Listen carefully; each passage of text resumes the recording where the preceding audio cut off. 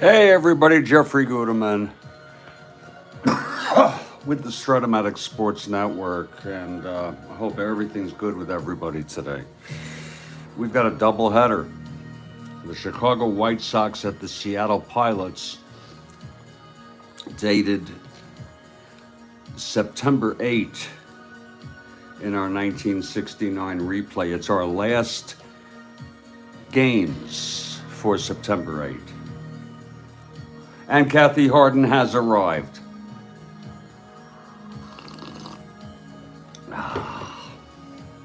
Kathy Harden has arrived.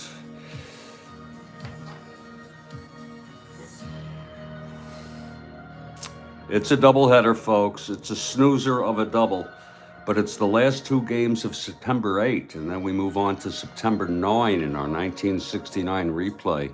Chicago White Sox at the Seattle Pilots. Pilots now in fifth place, ahead of the KC Royals by one full game. Royals have lost 3 in a row. Pilots have won 2 in a row. Meanwhile, the White Sox are in fourth place. They've won 2 in a row. In this first game, it's going to be Bart Johnson, the right-hander, starting for the Chicago White Sox. It's his major league debut, I believe, and I'll double check that. And Steve Barber, left-hander for the Seattle Pilots. I'll be back in just a couple minutes with the opening lineups. This is his debut.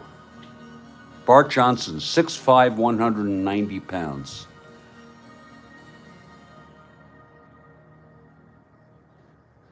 I'll be back, like I said, just a couple minutes, few minutes, with the opening lineups.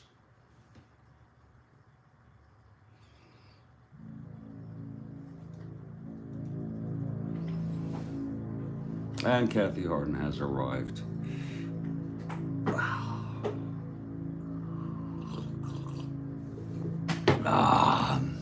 Oh, Lord, that's good coffee. Oh, my Lord. That is such good coffee. Oh, Kathy Harden. Kathy Harden for the Pilots. Is that the whole doubleheader or just game one? Just kidding. I would love trivia whenever you want to do it. And Kathy says she's thrown in some from 1970. So we'll start. We love it, Kathy. We love it. It brings the game alive. I think people like the trivia more than the game, and that's fine by me. Yesterday, wow, the Beatles one really went off. And we'll have you, if you like, go ahead right after I do the starting lineups. Let me just get myself together. Wow, it's been quite a morning.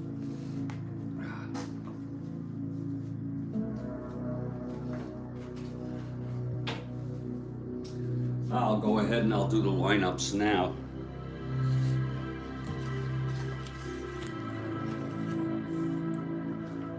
For the Chicago White Sox, leading off in left field, Walt Williams.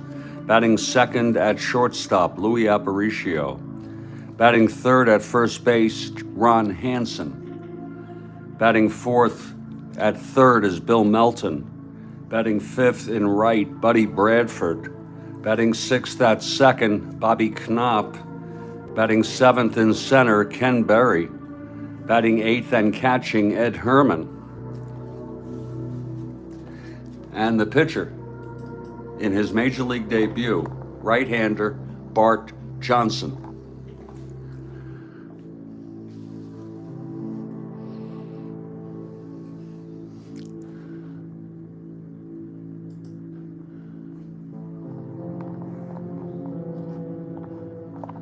For the Seattle Pilots, leading off at third is Tommy Harper. Batting second in right, Steve Whitaker.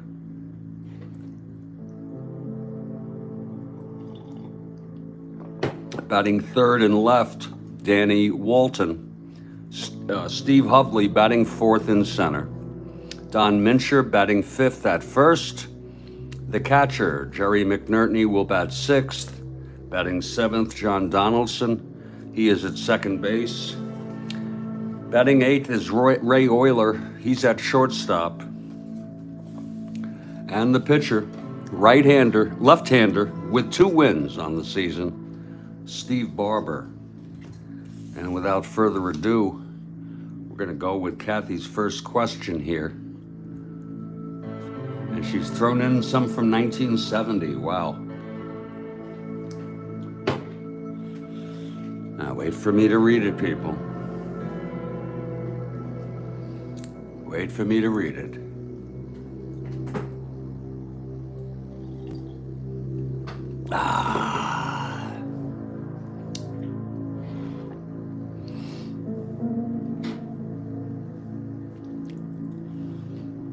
Wait for it. Here's question 1. 1969 funk rock enters the music scene with the release of this album, Stand, which includes songs Everyday People. But what's the question? What's the band?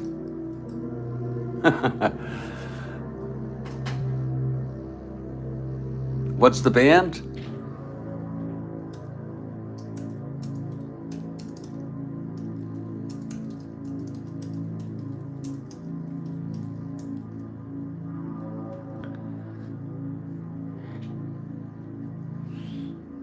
See, I didn't get the question there, Kathy Harden.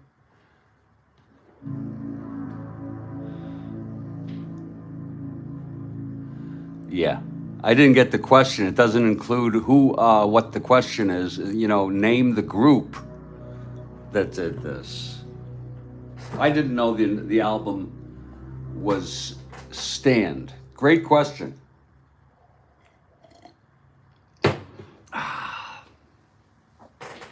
And Jimmy Jam has arrived. We're getting ready for the starting lineups. Remember, we have questions, trivia questions from Kathy Harden at the top of every inning. We just had our first here. Yeah, no problem. No problem.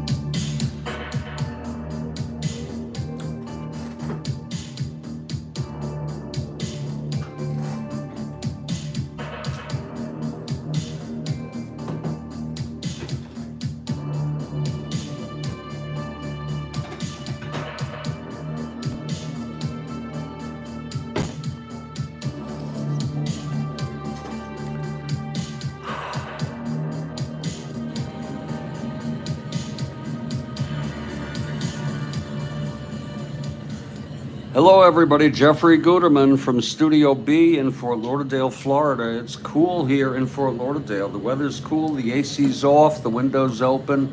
The fan is on. And we've got a double header here for you today.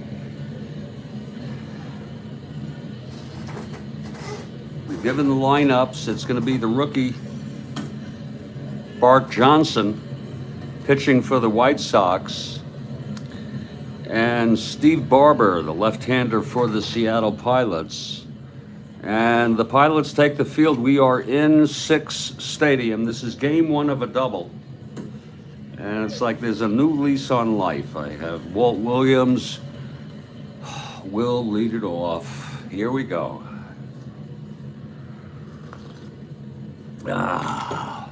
Here's Steve Barber now.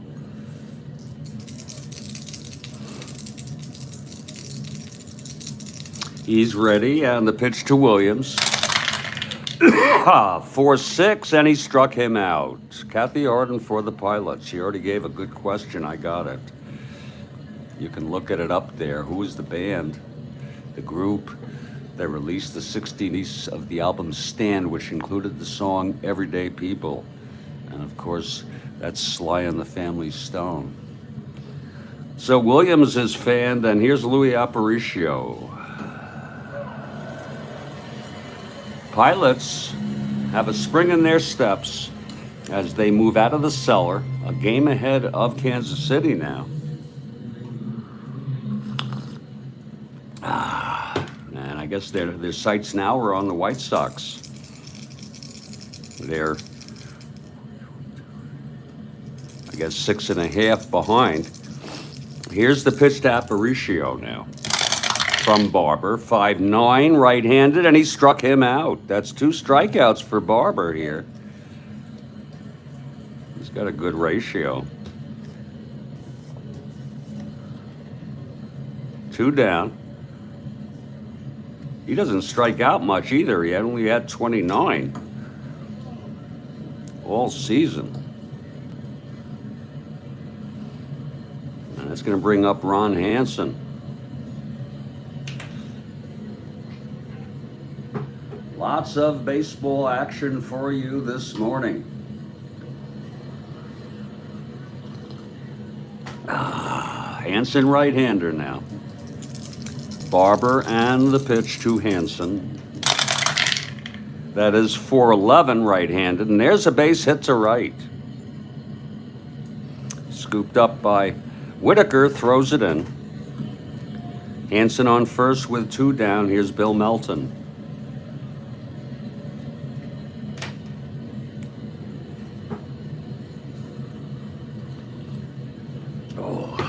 Oh, that's good coffee. Wow. Okay, Barber from the stretch and the pitch to Melton. That is 4-7 right-handed, and he walked him. So after striking out the first 2 batters, Barber has put 2 on here in the top of the first, and here's Buddy Bradford now.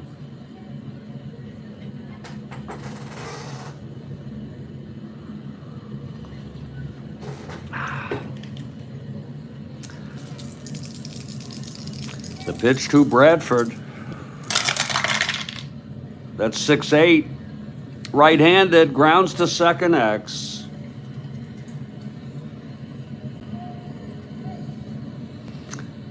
That's for Donaldson, 424. 18, 4 G1, 24, 4, 7, 10. And he throws him out, and the side is retired. Nice play by Donaldson. It'll be no runs, 1 hit, a walk, and both left on. We've gone a half. White Sox nothing, and the Pilots coming up.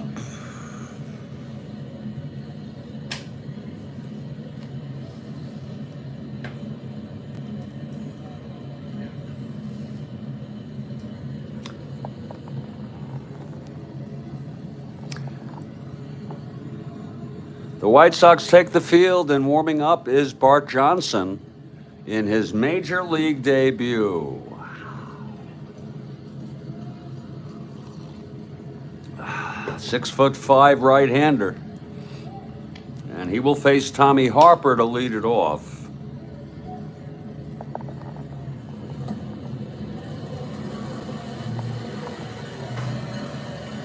Harper steps into the batter's box. Here's Bart Johnson. He's ready, and the first pitch of his Major League career. That is a 110 right-handed, and it's a fly ball to right. Under it is Bradford. He makes the catch. It's 1 away.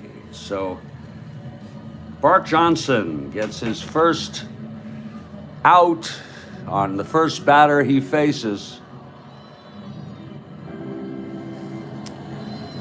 He died in 2020 at the age of 70 from complications due to Parkinson's. And JC, we welcome you on this beautiful, beautiful Tuesday morning. Here's Steve Whitaker now facing Johnson. Here's the pitch. That's going to be 1-9 right-handed, and he struck him out. First strikeout for Bart Johnson, the rookie. 2 down, and Danny Walton is the batter.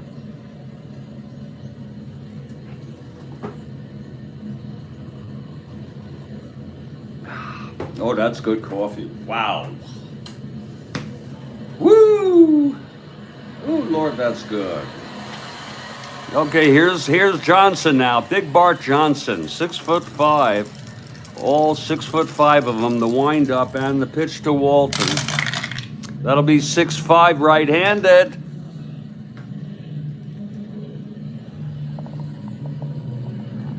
And he struck him out. Bart Johnson, a 1-2-3 inning with 2 strikeouts. Very impressive. We've gone 1. It's a scoreless ball game. And that means now it's time for Kathy Harden's trivia question. It could be anything. It could be even 1970. Here we go. Wait for me to read it now, people.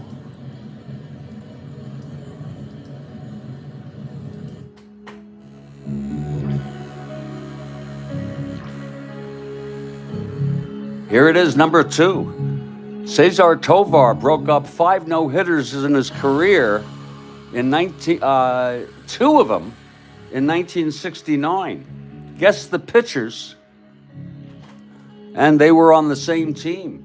Wow.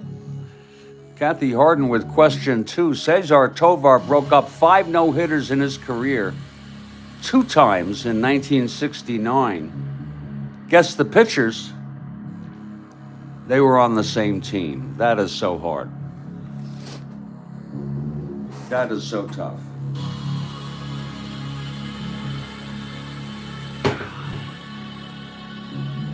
That's a tough one, Kathy Harden. I don't have a clue because, God, it could be anybody.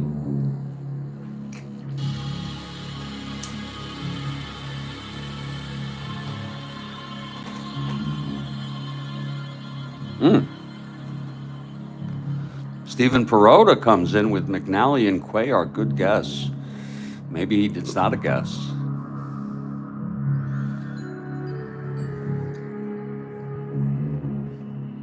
Oh, my Lord. Stephen Perota got it. Oh, my God. Unbelievable. Stephen Perota gets it. Unbelievable how you were able to know that. McNally and Cuellar. Holy cow. And he's finishing the big move. Oh, thank you, Kathy Harden, for that question. And we thank Stephen Perota for providing the correct answer there. We're back here in Studio B here. Steve Barber on the mound. There's no score after 1. He had 2 strikeouts in the...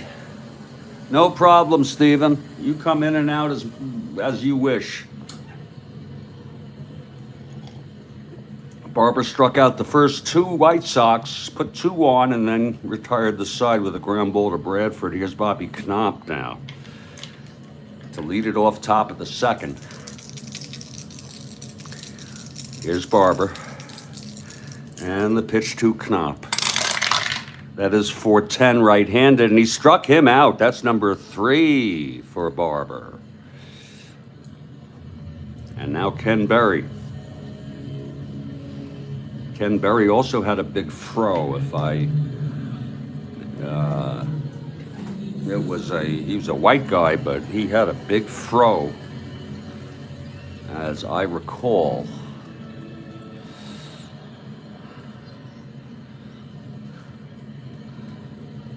Or at least that's what I called it. Ken Berry, right-handed hitter. Here's Barber now. The pitch to Berry. 6'5", right-handed, struck him out. That's 4.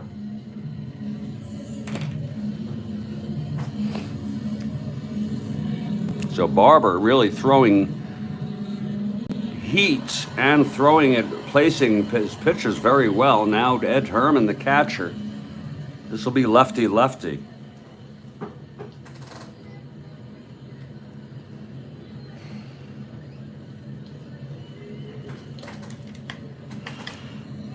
Big Ed Herman at the plate. Here's Barber. That's 4-7 left-handed, and he chops it to second for Donaldson, who fields it and throws it to Mincher, and the side is retired. A 1-2-3 for Barber. Wait a minute.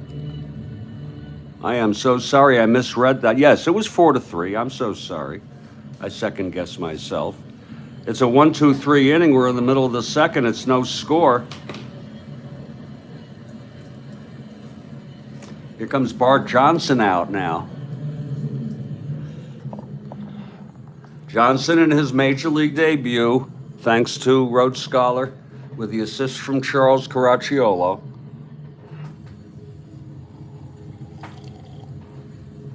Johnson retired the side in order in the first. He'll face Steve Hovley now. Steve Hovley steps in.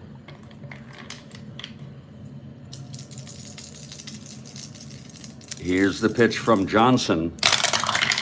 That's going to be 1-11, and that's a base hit to left. First hit allowed in his career by Bart Johnson. Hovley with a leadoff single on a 1-11, right-handed, thrown in by Williams. Hovley a B, being held 1-11. Now here's Don Mincher.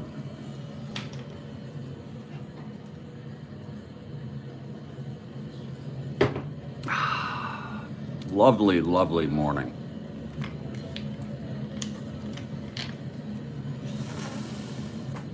Okay, Johnson from the stretch, and the pitch to Mincher. That is 4-6, left-handed. And that's going to be a base hit for Mincher on a 4-6 left-handed with a 17. So that's going to be first and third with two asteroids. And Johnson in trouble here in the second. Here's Jerry McNertney. Infield is back. They'll concede a run for the double play.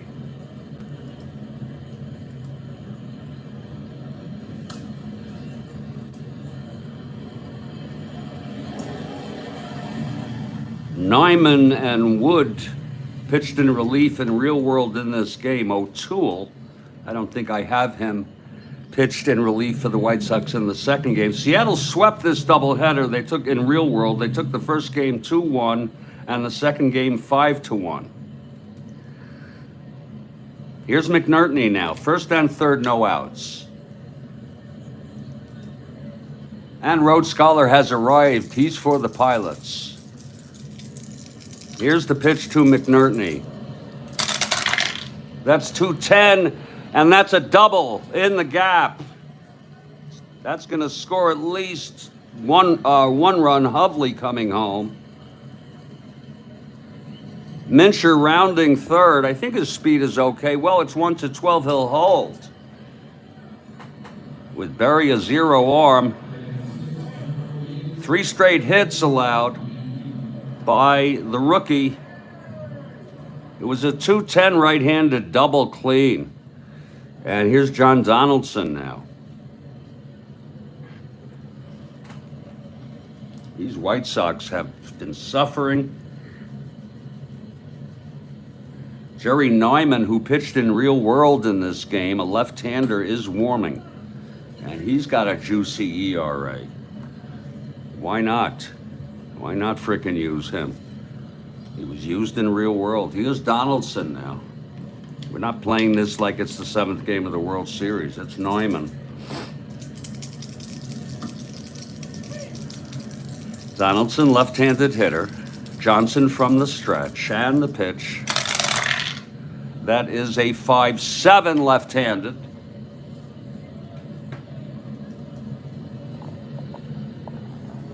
And it's a base hit. 2 runs will score.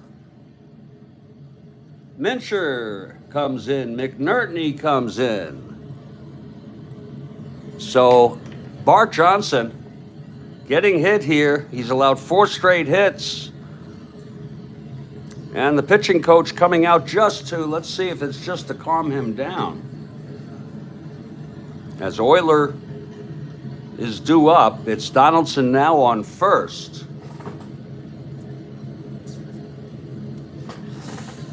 They're going to keep him in the game. Nyman is warming.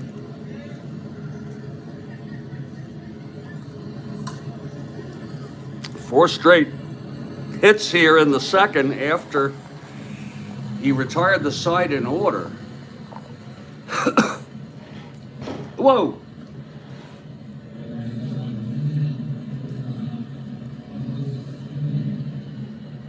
Oh, aren't you,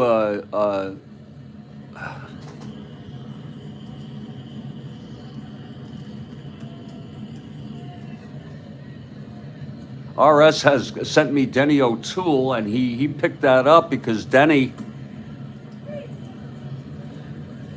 O'Toole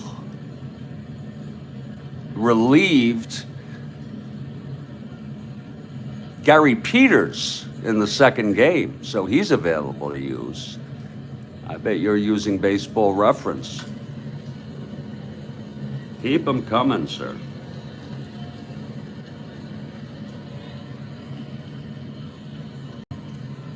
Okay, here's Ray Euler now. Donaldson on first, nobody out. And Bart Johnson from the stretch. Here's the pitch. That's going to be a 2-8 right-handed. And he grounds it back to Bart Johnson. He throws to Knopp at second and over to Hansen at first for a double play.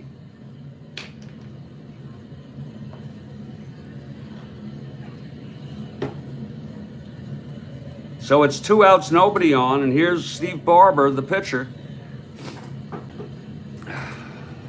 Barber, left-handed hitter, 3 WL. Johnson trying to get out of this with just 3 runs allowed. And here's the pitch to Barber. That is 3-9, and he struck him out. And that would be the third for Bart Johnson, but 3 runs on 4 consecutive hits to lead off the inning. None left. After 2, it's a 3-0 ball game, Pilots.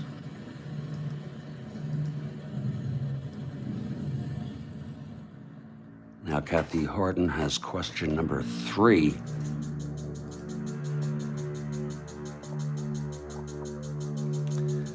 Wait for it now and wait for me to read it. Kathy Harden.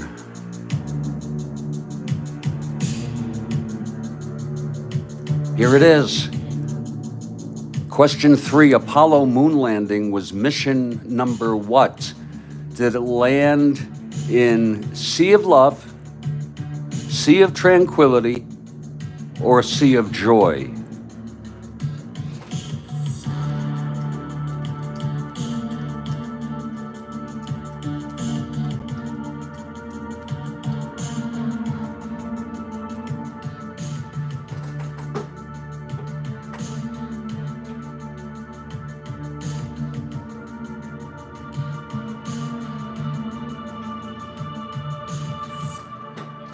I put my answer in. I guessed mission 7, I just guessed. And I'm going to say B, Sea of Tranquility, Tranquility Base. And that was in July of 1969. I probably got the mission number wrong. Wrong mission, right C. Folks, please no looking it up, no cheating.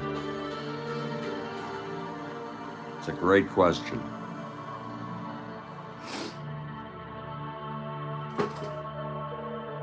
Does anyone know the mission number?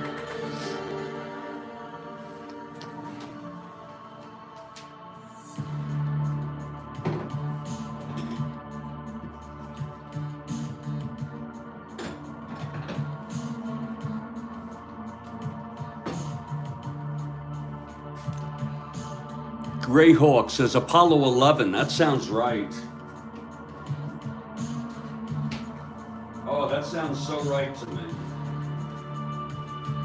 Yes, Greyhawk gets it. Beautiful. Another great question from Kathy Harden.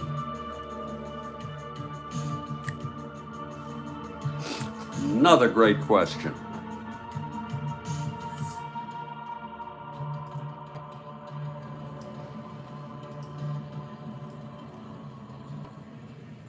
Well, we're back in Studio B. And some of you may disagree with this, but Bart Johnson is going to hit. He did allow 3 runs in the second. His endurance is 6. They're going to let him hit. Maybe it was a bad inning. Here's Bart Johnson, 1 WR here, stepping into the batter's box.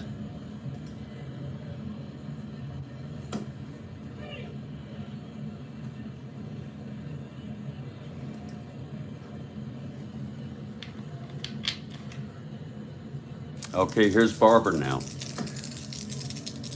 And the pitch to Johnson.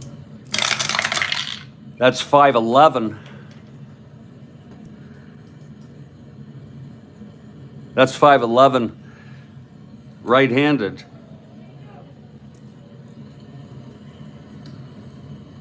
And he grounds it to third for Harper, who throws him out, 1 away.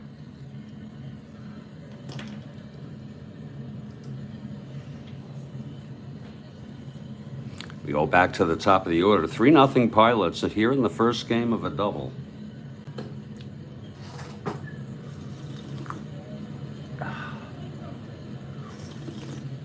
Oh, that is good coffee. Oh, Lord. Here's Barber now. Facing Williams, the windup and the pitch. That's 4-6, right-handed, struck him out. That's number 5 for Steve Barber.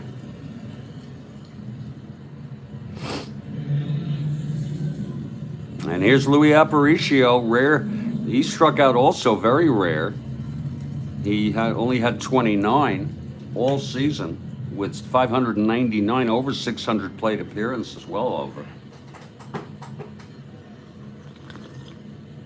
Oh, that's good coffee. Wow.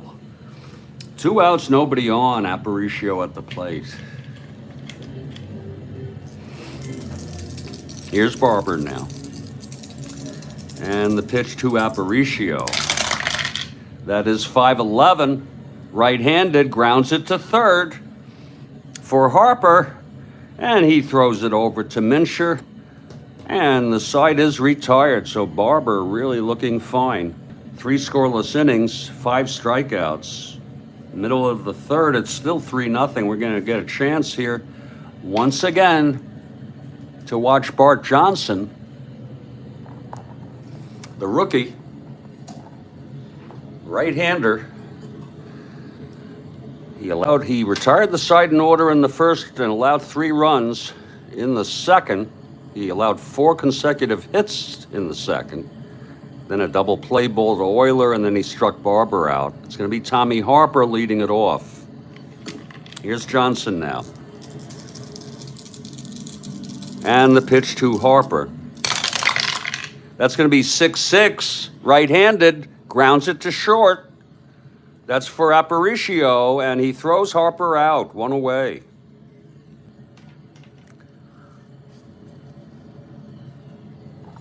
Now here's Steve Whitaker.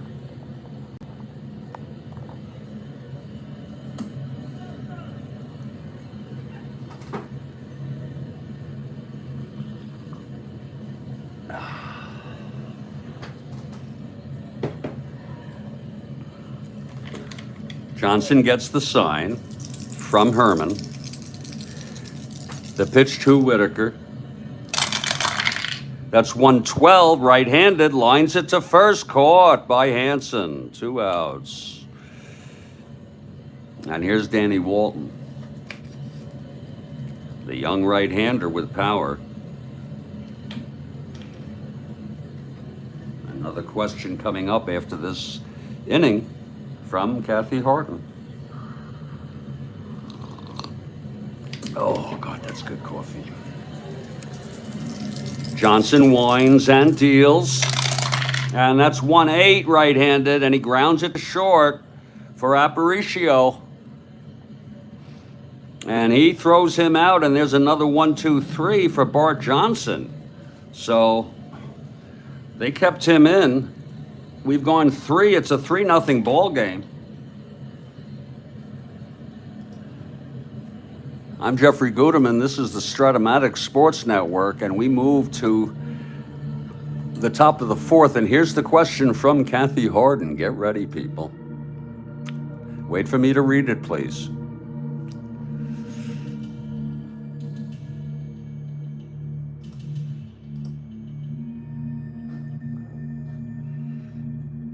Question 4. Tom Seaver was 2 outs from a perfect game in 1968. 69. Who got the hit?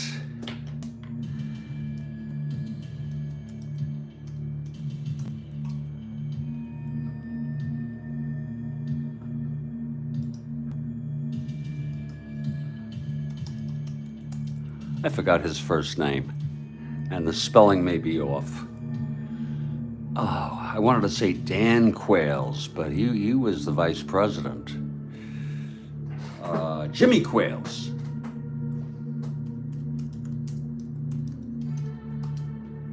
Thank you, Kathy Harden. That was a great question. That's a great question. I mean, that's 2 outs from a perfect game, and just to add a little context to that, after they won the game and he had a 1-hitter, he lost the perfect game. He was walking from the dugout into the clubhouse, and there was Nancy Seaver with tears in her eyes. And he said, "What's the matter? We won the game." You know, a great freaking legend. And we're heading to the top of the 4th. Super question. Well, Bart, here's Steve Barber again coming out. I'm in Studio B now. I'm Jeffrey Guterman. We have a lot of baseball for you. I hope I can drink enough coffee for it. We've gone 3. It's 3-0 Seattle. Barber's been very tough. No runs, 1 hit, a walk, and 5 strikeouts through 3. And Ron Hansen will lead it off. And I believe that was on July 9, but I'm not certain. At Shea.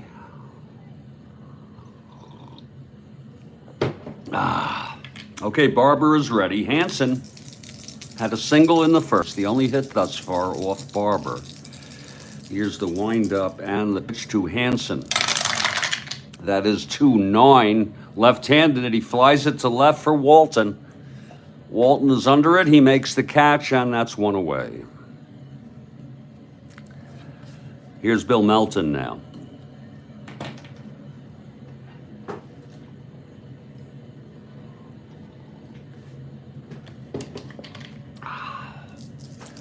The pitch from Barber. That's 2-5 left-handed, and he struck him out off Melton's card, and that's number 6 for Barber. Stephen Perota says, "My parents were at the Seaver game. My father was counting the outs. My mother had no idea what he was doing." It was a magical evening. Folks, if you're interested, the audio recording of the WOR AM radio broadcast is on YouTube, and it's really something to listen to. Here's Buddy Bradford, 2 outs, nobody on.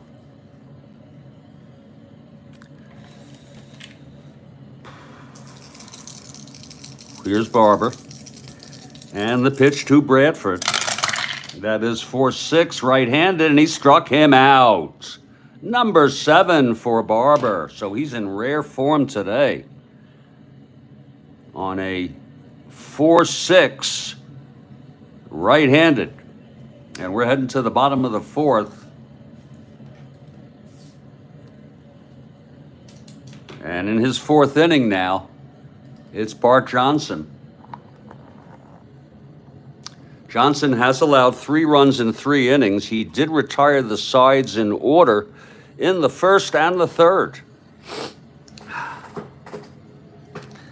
And he'll face Hovley, Mincher, and McNertney here in the bottom of the fourth.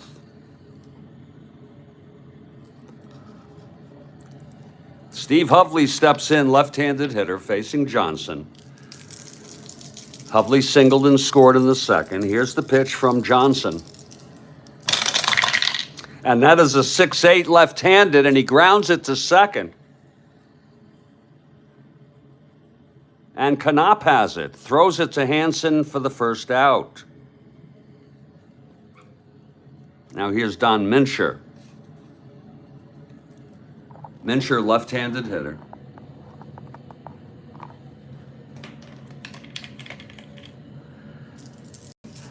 Johnson gets the sign from Herman, the windup, and the pitch to Mincher. That is a 4-8 left-handed. Oh, and he walked him.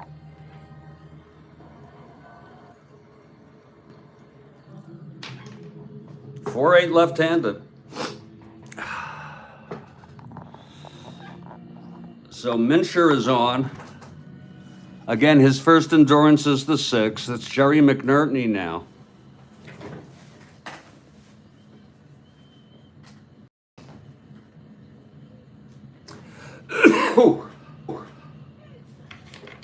Mincher with a short lead off first, 1 out.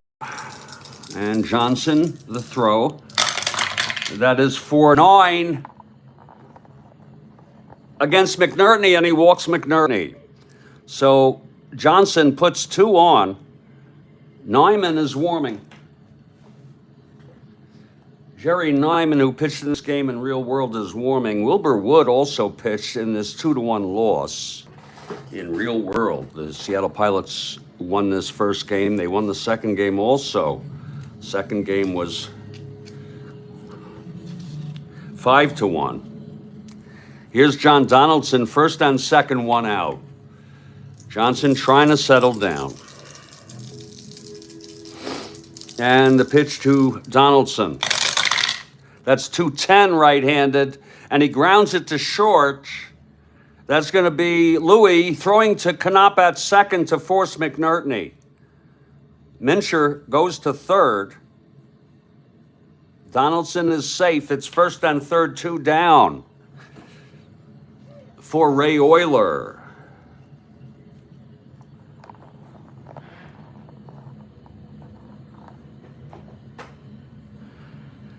Bart Johnson trying to get out of this.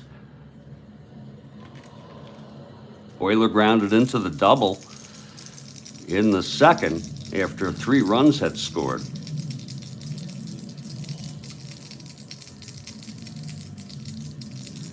Here's the pitch to Oyler. That's 6-3 right-handed.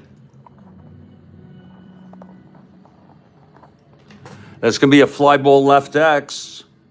Uh-oh. That's going to be Williams.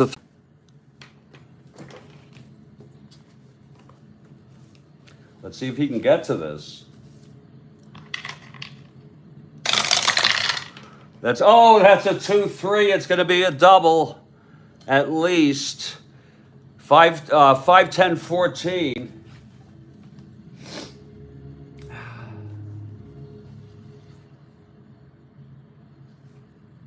And a 2-base error.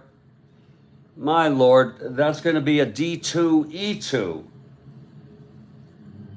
A double and an error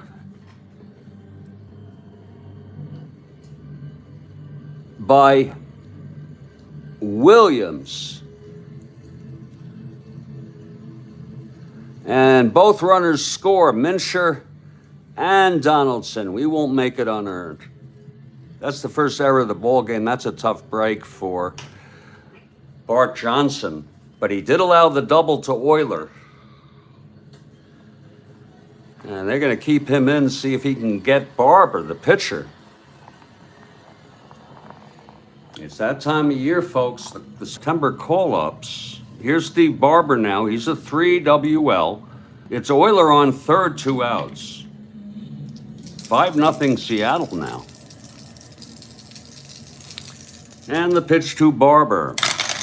That's going to be 3-5, and he grounds it to third for Melton, who throws it to first, and the side is finally retired. 2 runs, though.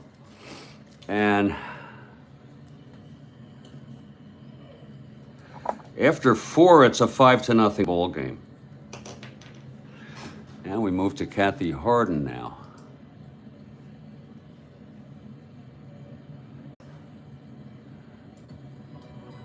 Now wait for me to read it now.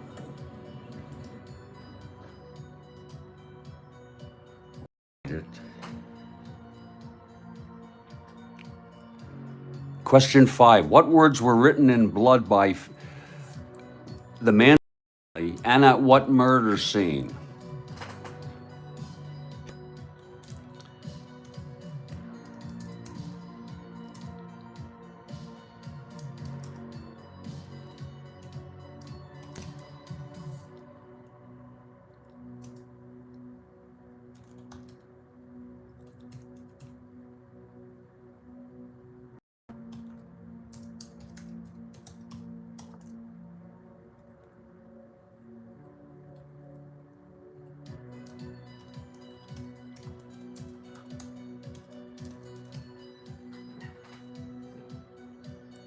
Perota says Helter Skelter, Sharon Tate. I said pig.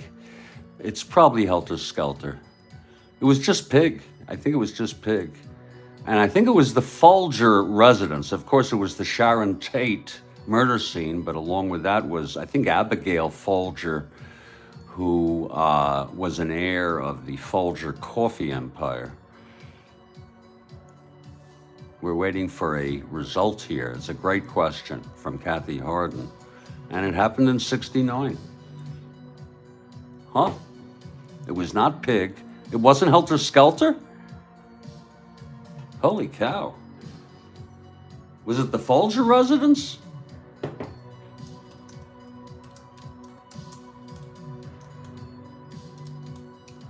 going to go with the La Bianca residence. The spelling could be wrong. It's a great question.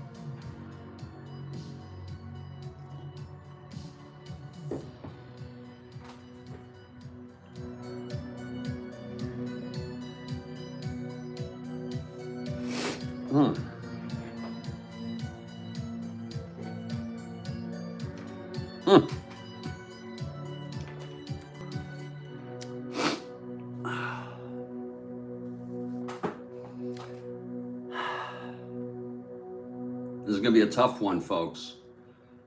I think we're stumped, Kathy Harden. If it's not Helter Skelter and it's not pig, I don't know. Oh, it was Helter Skelter, and it was the Lo Bianca. I didn't spell it right. So, yes, it is Helter Skelter. We'll give Stephen Perota that. And I guess, you know, if you want to give me credit, but I didn't spell it right. And that was crazy. You know, that Manson was on the cover of the first ever issue of Rolling Stone magazine. Thank you, Kathy Harden, for another super question. And we're going to move to the top of the 5th.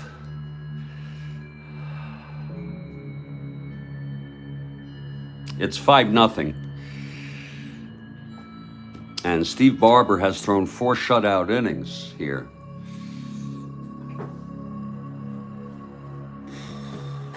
And leading it off is Bobby Knopp.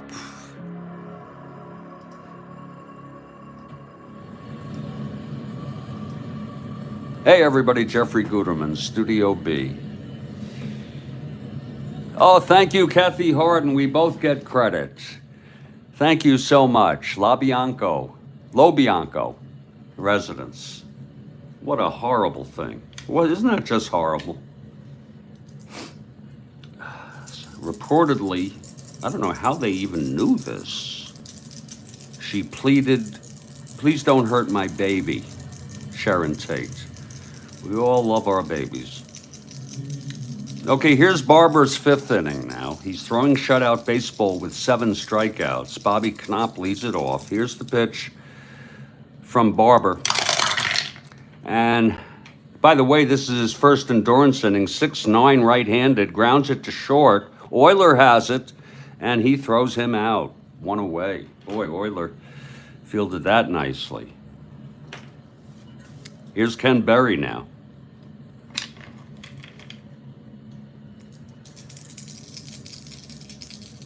Barber and the pitch.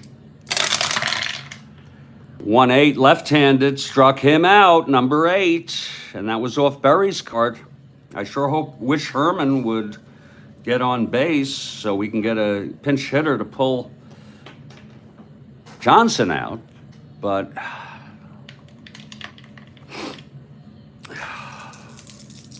I don't know. Here's Ed Herman now at the plate. 4-6, left-handed, struck him out. So it's another, what a performance by Steve Barber. We're in the middle of the 5th, and yes, believe it or not, it's going to be Bart Johnson again. See if he can get through this inning. He's had 2 1-2-3 innings, and then he's had 2 innings with trouble. It's going to be Tommy Harper to lead it off. In his, well, actually, his first endurance inning is the 6th. The windup by Johnson and the pitch to Harper. That is 4-11. Oh, Lord. Right-handed. Oh, and it's a base hit. Just missed. Oh, Lord Christ. Just got on there. So Harper's on. I'm looking to see who else would be available to pitch here today. I could use Osinski.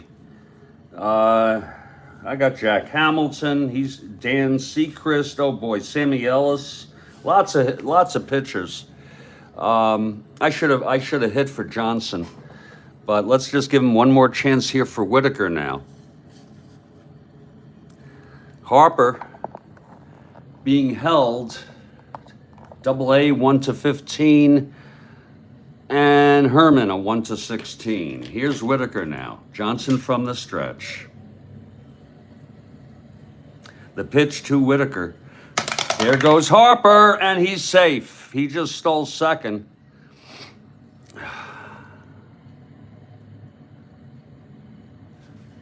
The Pilots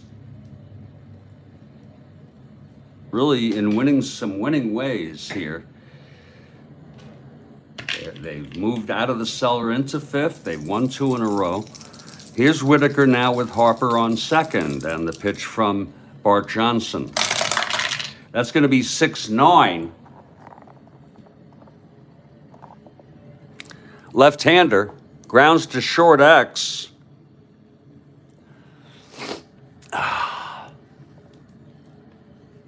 That's going to be Aparicio, 222. 222, 14-2.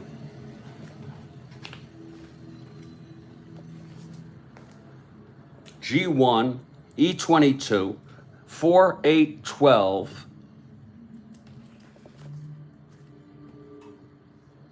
It's going to be a clean G1 with a runner on second. And we're going to get the decision here. And they're going to throw to first and let Harper go to third. I don't like those when I play solo, but it is 1 out, Harper on third now. Those are very hard to figure. Now here's Annie Walton. It was very hard to do, but with his speed, it was pretty much of a no-brainer. Okay, Walton with 1 out and Harper on third. Walton is 0 for 2. Bart Johnson from the stretch. And that is a 2-6 right-handed, and that's a grounder to short. They're going to hold Harper, and that was 2 outs. Nice play by Aparicio. And now Bart Johnson will try to get out of this inning. Steve Hovley, left-handed hitter, facing Johnson.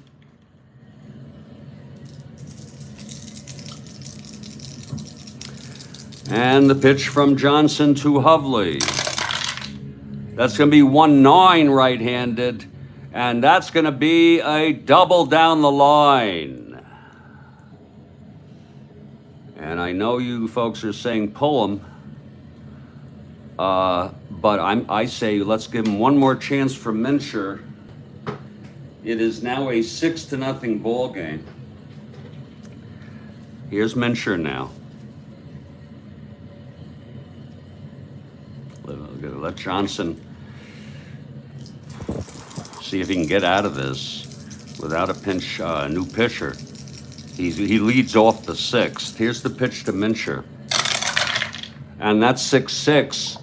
And Mincher, a left-hander, he struck him out. And the side is retired.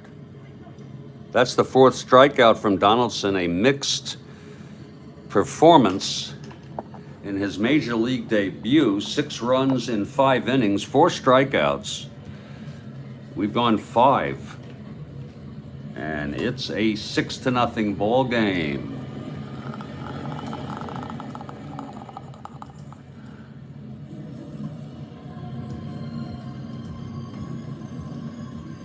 Here's Kathy Harden now.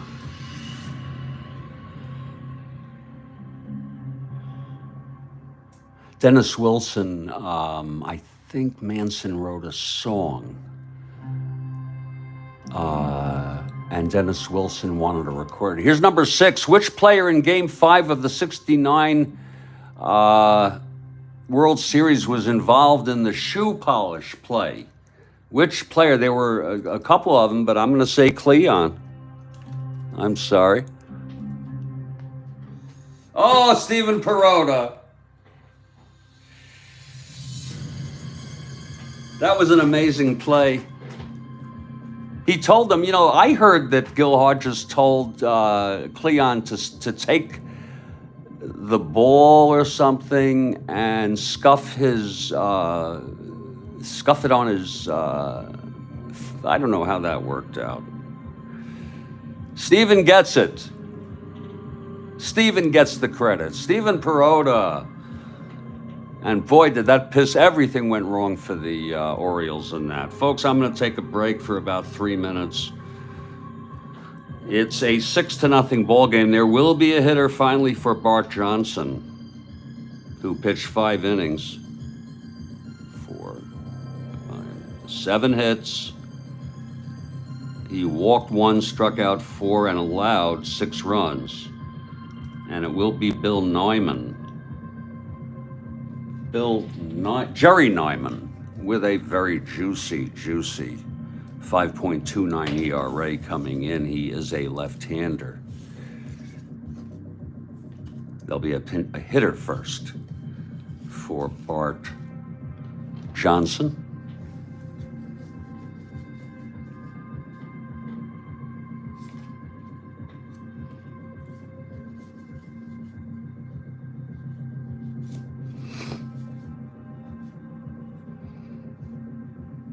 Carlos May's been out for the longest time.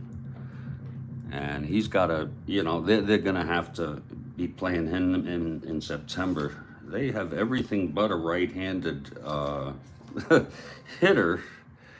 My Lord. It will be, believe it or not, it'll be Bob Christian.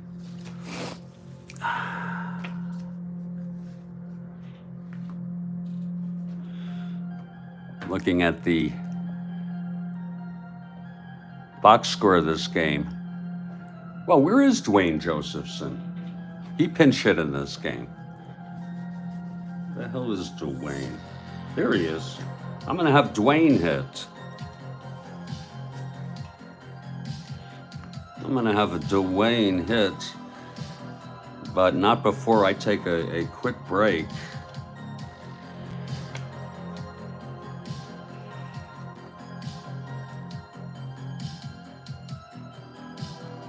Just want to pace myself a little bit. Dwayne Josephson will... Oh, that's funny as hell. Stephen Perota notes that Stephen Perota said, Casey Stengel said it's always good to keep a half dozen balls with shoe polish on them in the dugout. That's funny stuff. We'll be back in just a few minutes, folks. I need to stretch. This is the Strat-O-Matic Sports Network. 6-0 Seattle.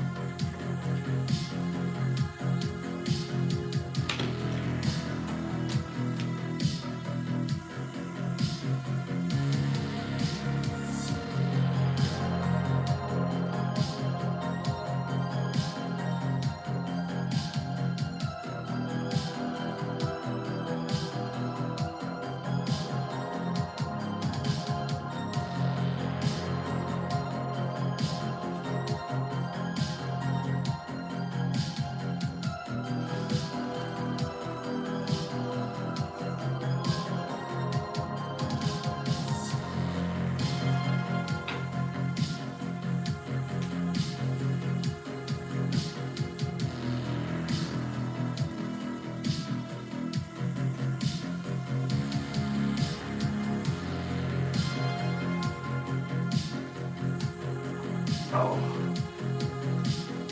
Oh, my Lord, help me.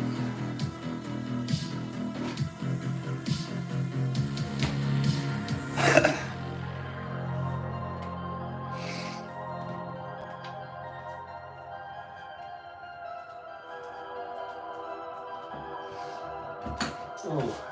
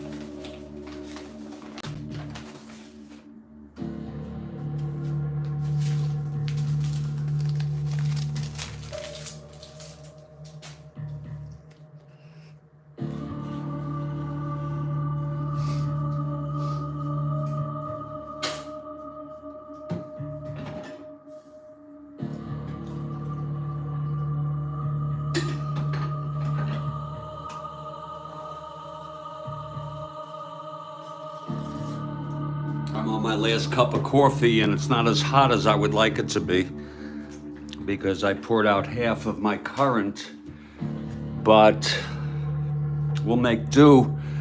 And let me just get myself together here for a second.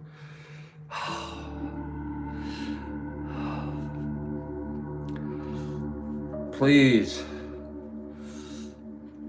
Thank you, Kathy Harden. And boy, I have a new strain, Kathy, and I am just looking forward to tasting some of that. It has a nice aftertaste.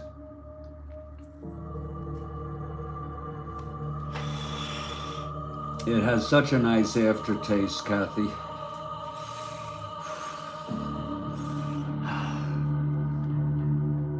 It's 6-0 Seattle, and Dwayne, I think we gave Bart Johnson ample opportunity to pitch.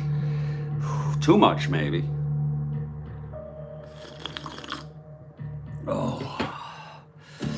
And let's get going here with this ball game here.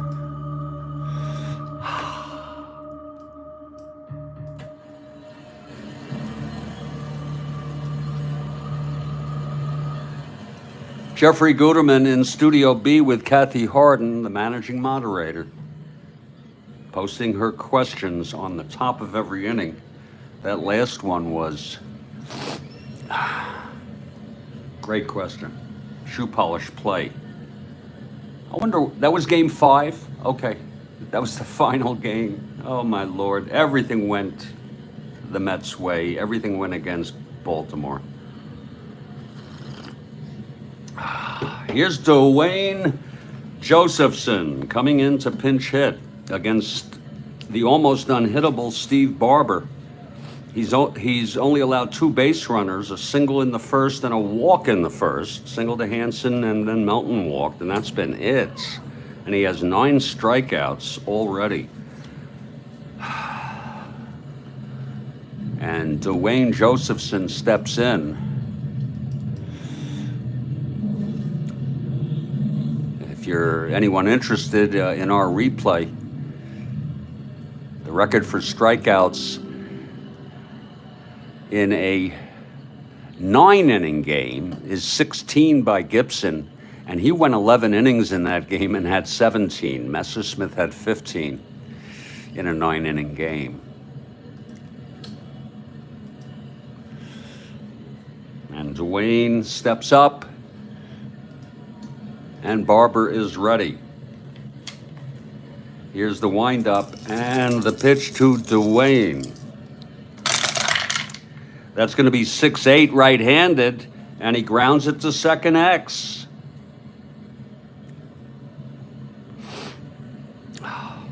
That'll be for Donaldson, a 424.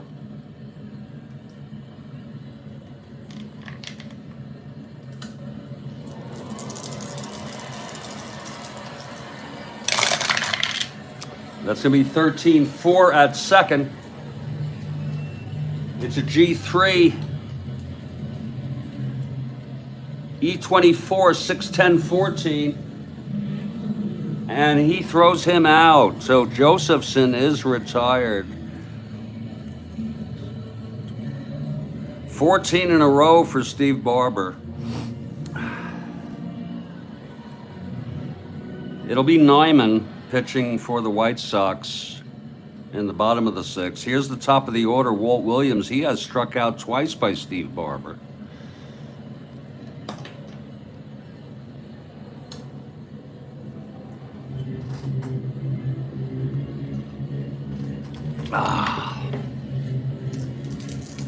Here's Barber now.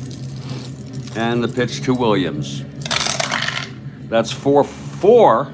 Right-handed, grounds to short, X. That's for Euler at 229.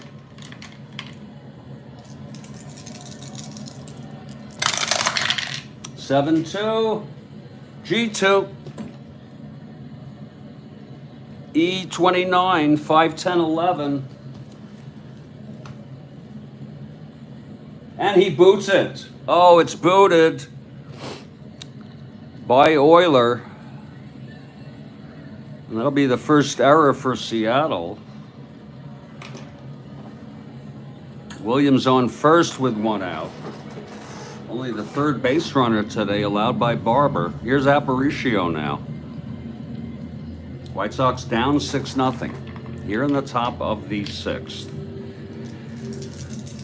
Aparicio was 0 for 2. Here's the pitch. That's 5-11 right-handed. Grounds it to third. This could be 2 Harper to Donaldson at second and over to Mincher at first. It is a double play. So the side is retired. It was a 5-11 right-handed. We're in the middle of the 6th. It's still a 6-0 ball game. And there's going to be a new pitcher for the White Sox, Jerry Nyman, a left-hander. He pitched in this game in real world.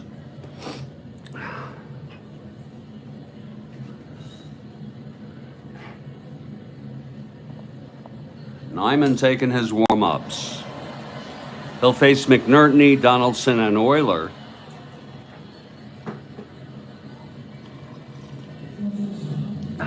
Oh, that's good. Good coffee. Wow. Good frickin' coffee. Okay, Nyman is ready. Here's Jerry McNertney.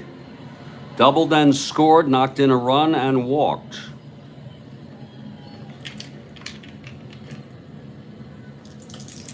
Here's Nyman. And the pitch to McNertney. That's going to be a 4-4 right-handed. Grounds it to short X. That'll be for Aparicio.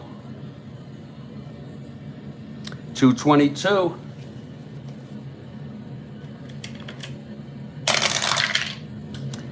(15-2). It's a G1.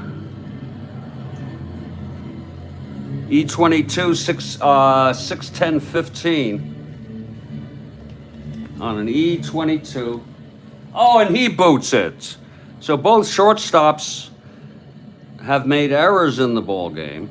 McNertney leads off. He's on base. Second error for the White Sox today. And here's John Donaldson.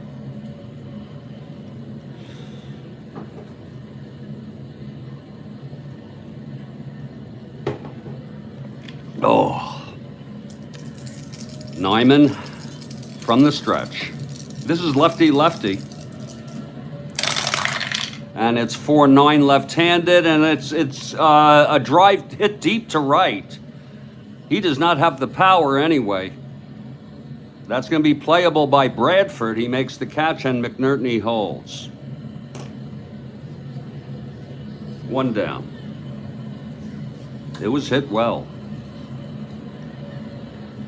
Whew. And here's Ray Euler, who had a big double and the error made by Williams, bringing home 2 runs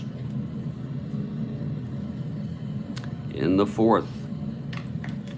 McNertney on first, 1 out. Nyman. And the pitch to Euler. That is a 6-3 right-handed fly ball left X.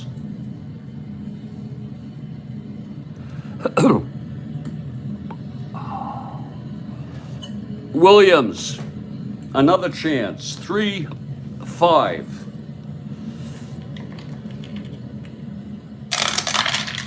That's 11-3.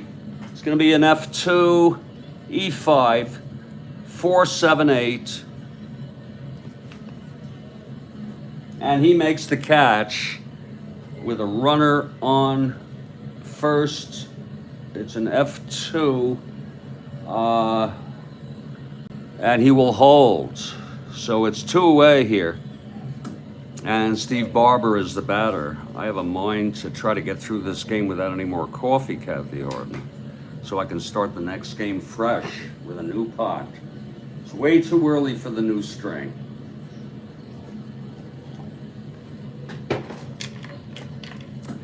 Nyman facing Barber, 0 for 2, and the pitch.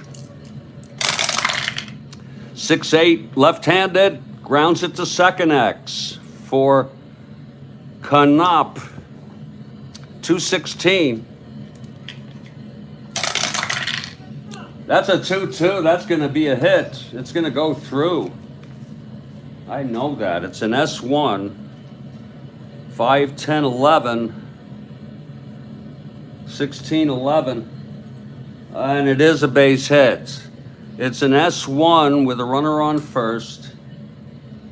And he will go to second, McNerney. Barber gets a base hit. He's a 3 WL, by the way. So it's first and second, 2 down. Here's Harper now. Clutch situation. Nyman trying to get out of this. Harper 1 for 3, singled, stole second, came home on Hovley's double in the 5th. Nyman from the stretch, and the pitch to Harper. That's 2-7 left-handed, and he walked him. So Nyman has loaded the bases with 2 outs, and it's going to be Steve Whitaker. Didn't he end up on the Tigers? Steve Whitaker left-handed. We'll let him hit. We'll let Whitaker hit here. It's a big clutch situation. It's already 6-0 Seattle. Nyman trying to get out of this. Whitaker 0 for 3, and the pitch from Nyman. And that's 4-4 left-handed, grounds it to short X. Aparicio was a 222. It's a 2-2. Oh my, what bad luck. It's an S1. That's going to score a run, and it would be unearned. It's going to be a 5, 10, 15 E22. And he boots it also. Oh my. It's an S1 E1. Where the hell? Wait a minute. 2-2. Oh, here it is. S1 E1. Single and an error. And both runs will score. 2 runs will score. A single and an error on Aparicio.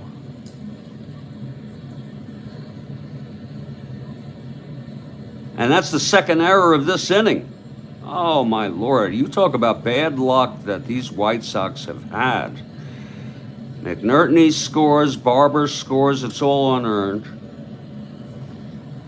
Harper goes to third. And that makes it an 8-0 ball game. Lou Whitaker, yeah, on the Tigers Rhodes Scholar. So now it's second and third, 2 outs. Second error in the inning. Here's Danny Walton. 0 for 3 today. Nyman and the pitch. Whoo! 4-8 right-handed, and he struck him out. Lord. The side is retired finally. 2 runs, though, and they're unearned.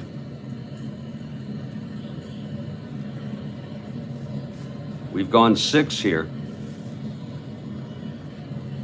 And it's an 8-0 ball game.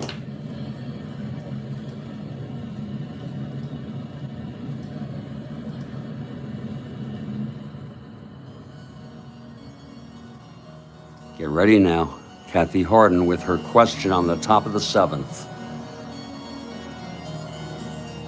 Wait for it in text, and let me read it.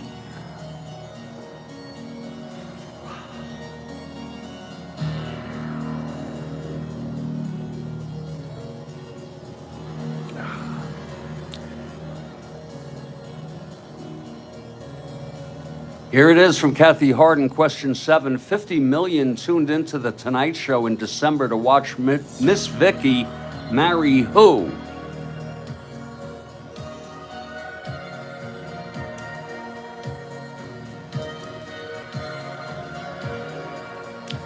Stephen Perota beats me out. Steve Perota beating me out. And it looks like a few people have it. Perota, Rhodes Scholar.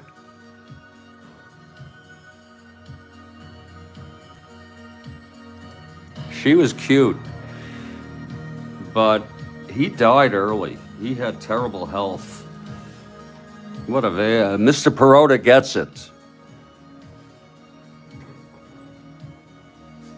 Mr. Perota with the quick fingers there. We're going to head to the top of the 7th.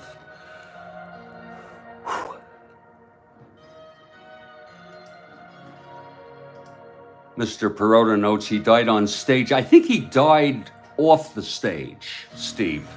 I remember reading that he actually died off the stage. He wouldn't go see a doctor. But I could be wrong. Maybe he did die on the stage.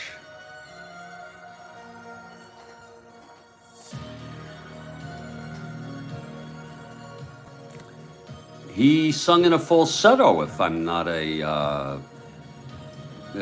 mistaken.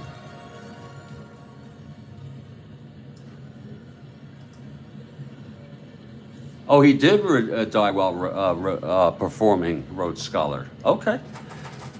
I knew it was related to a performance. We're here on the top of the 7th. It's no coffee for me. I've already had a cup, and we have a second game. So here's Steve Barber. He has been masterful. It's only been 3 base runners. The single by Hansen and the walk to Melton in the 1st, and then Williams reaching on the error in the 6th. And that was doubled up. And leading it off will be Ron Hansen now. Hansen is 1 for 2. This is Barber's 3rd endurance inning, top of the 7th. The pitch to Hansen. That's 1-7 left-handed, and that's a chopper to second for Donaldson, and he throws it to Mincher 1 away. Barber has been so tough today. Here's Bill Melton.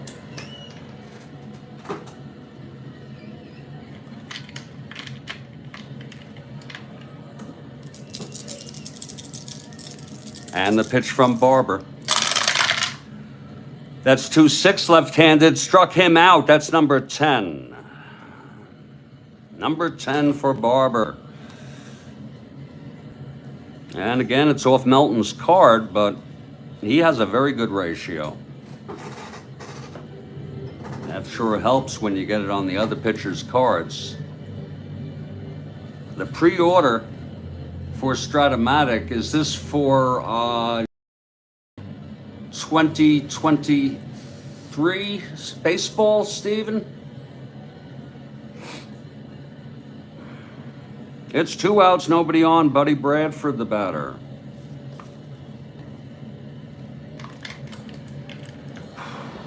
Bradford is 0 for 2. And the pitch from Barber. That's 3-5 left-handed. Struck him out. And that's 11. What a performance by Stephen Barber. 7th inning stretch. Nyman will come out for his 2nd inning of relief. He allowed 2 unearned in his 1st inning. 2023, 1984 also, that's a good year. And Diamond Gems. Super Advanced 84, yeah.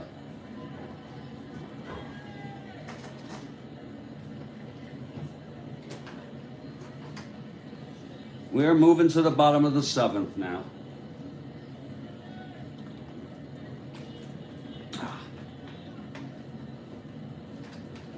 Whew. We got a doubleheader here today, in case any of you wondering.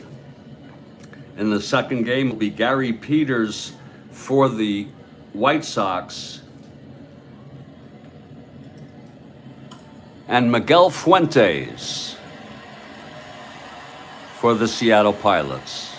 Miguel Fuentes in his, I think that's his major league debut, but we'll get back to him.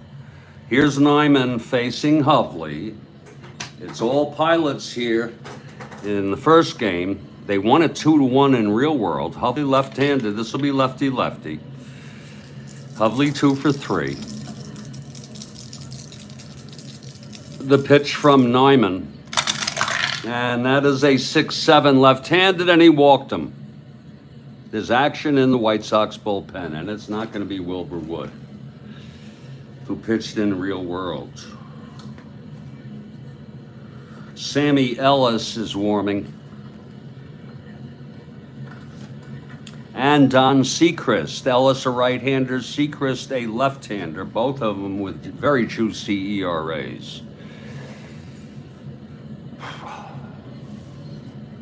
Very good time to use them.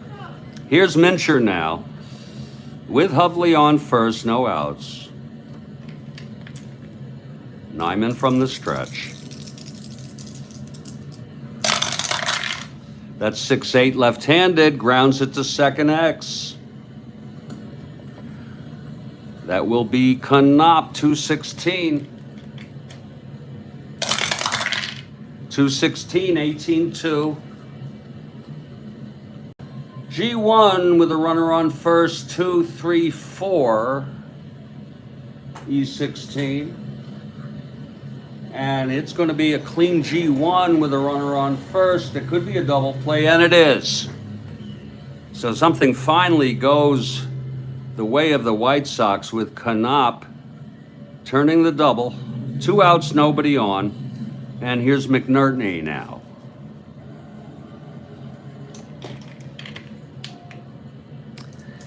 McNerney doubled and scored. Knocked in a run, walked, and reached on the error and scored. The first of 2 in the 6th inning by Aparicio. Here's the pitch to McNerney.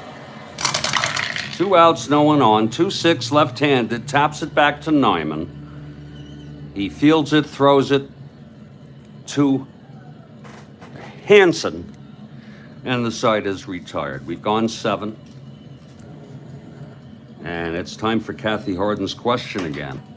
Now, wait for me to read it, folks.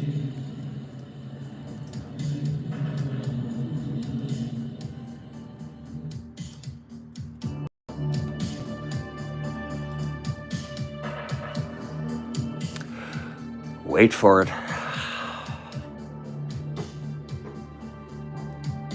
Here it is. 1970 baseball. This catcher caught Singer's no-hitter on July 20. He also caught Sandy Koufax's 65 perfect. Oh, it's too late. Perota needs to get some sort of issue there. I did not even finish reading it. But we'll give it, I guess we should give it to him. I knew it was Torborg. Again, Bill Singer threw a no-hitter on July 20 in 1970. This catcher caught that game, and he also caught Sandy Koufax's 65 perfecto, and the first Nolan Ryan no-hitter. Was that of 7 no-hitters that he had? And Perota says Torborg, and I have to say I agree. Great question. Stephen Perota, again, coming in before the question was even read. And yeah, that's really something. We're going to go on here. That's a lot of no-hitters to catch.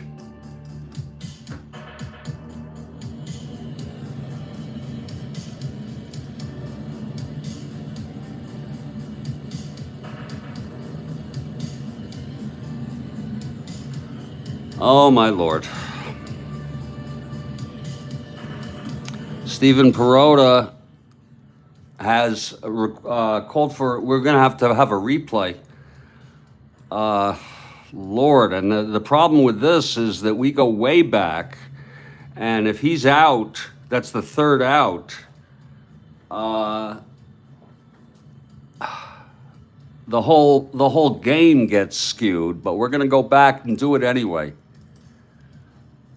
Don't hate to tell me it, Stephen. We have a replay here, and I don't even have any frickin' coffee. Oh, Lord. 411 on Barber is a ballpark effect. I will take your word for it. but I'm going to replay it just to make sure, and then we're going to have to decide what we do about this. Let's take the field. We are in Six Stadium. This is game one of a double. We're in replay mode. And it's like there's a new lease on life. I have Walt Williams. Will lead it off. Here's Hansen. Hansen right-hander now. Barber and the pitch to Hansen. It is 4-11. Right-handed. He is correct. I never doubted him, Stephen Perota. It is a single ballpark effect. Let's look at what the effect is. Thank God it's a 2. Oh, I think we may get out of this. It's going to be in Seattle. Hansen, a right-hander.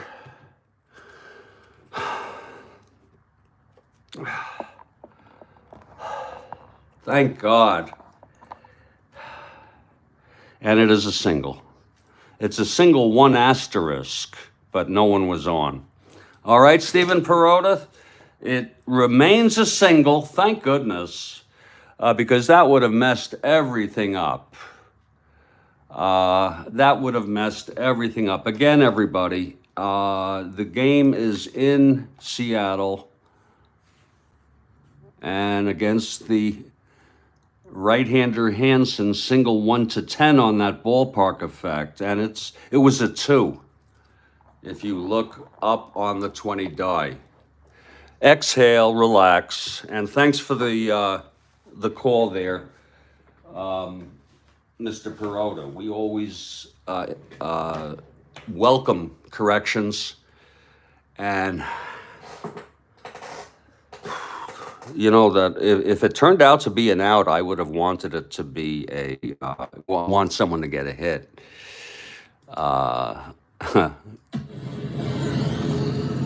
I'm trying to make the adjustment to ballpark effects, and sometimes I miss them, and that's just a lesson, a very, very potentially costly lesson. Barber with the 1-hit shutout.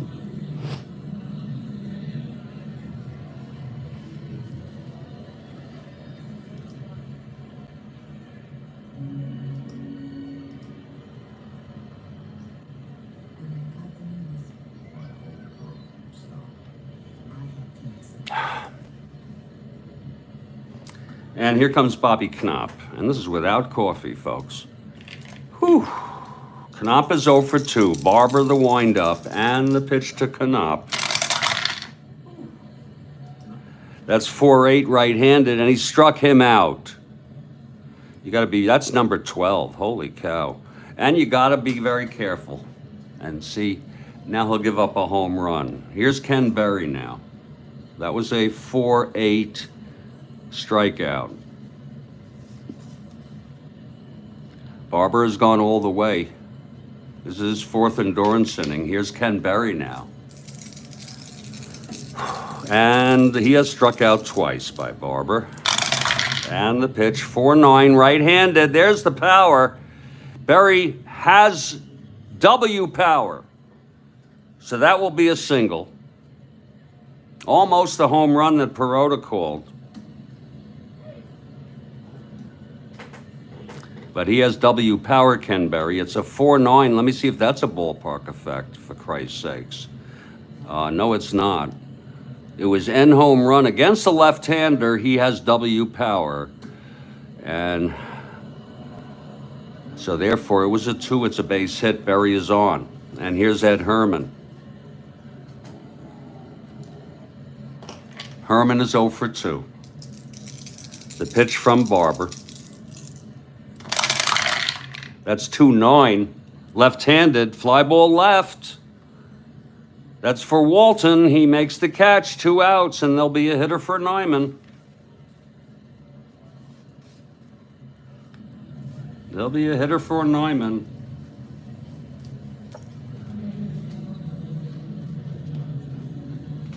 Against the left-hander. Almost all of their bench are left-handed hitters. It will be Bob Christian.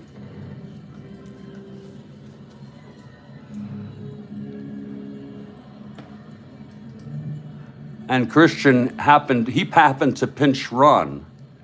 Let me just see about Angel. I might go with Angel.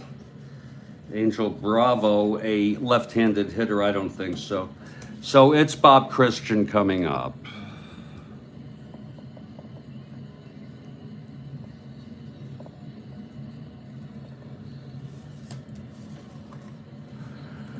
It's 2 outs, Berry on first, top of the 8th.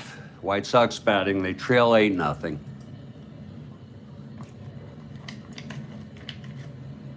Here's Barber.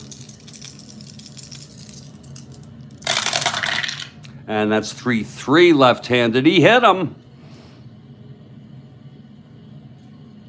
First and second, 2 outs.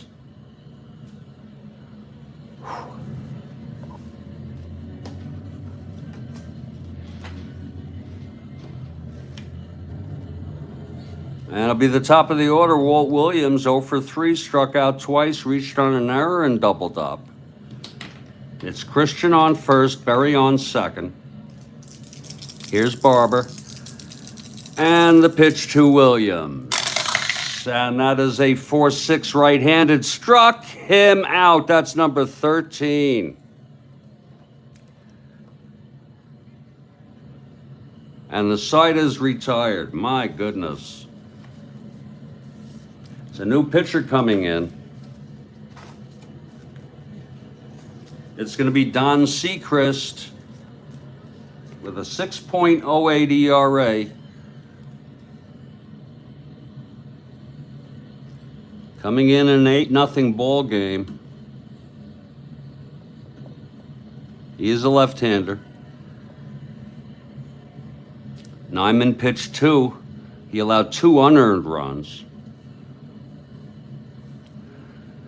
2 hits, 2 walks, 1 strikeout, and Sechrist taking his warm-ups.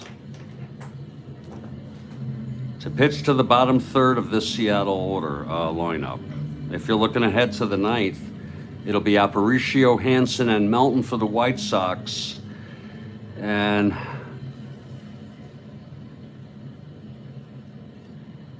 Sechrist is ready. Here's Donaldson. This is lefty-lefty. The pitch from Sechrist. That's 5-3. Left-handed, fly ball left X.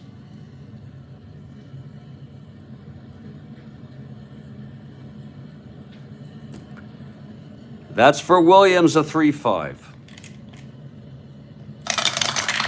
3-5. Oh, 1-3. It's a D3. It's a double 3. And a 6-11, 12-13, 5-13. And that is a double, a leadoff double by John Donaldson. Here's Ray Oyler. Oyler 1 for 3. The pitch from Sechrist. Whoa, 2-6 left-handed, struck him out. And Steve Barber gets a big hand from the hometown crowd.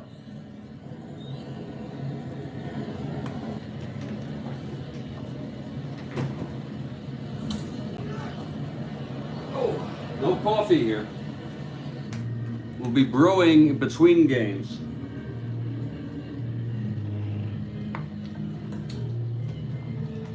It's 9:23 a.m. Eastern U.S. time. And we're in the first game of a doubleheader. September 8, 1969, to wrap up this date of games on the schedule. Here's Barber with Donaldson on second, 1 out. Sechrist and the pitch. And that is 2-6 left-handed, struck him out. That's 2 in a row for Sechrist.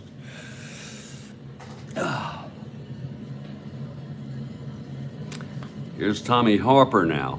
Harper is 1 for 3, single, stole second and scored, and he walked, was left on.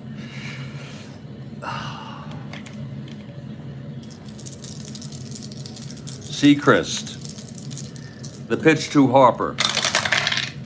1-7 left-handed. And that's a liner to third caught by Melton, and the side is retired.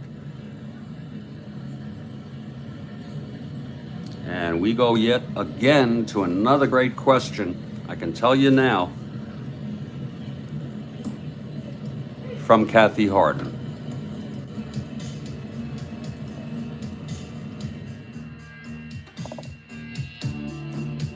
Here it comes.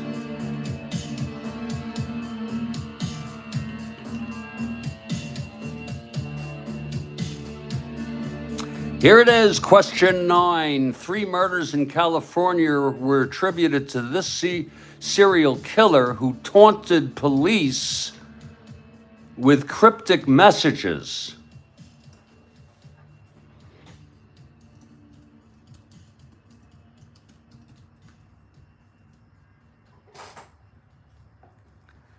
Stephen Perotta's probably not here.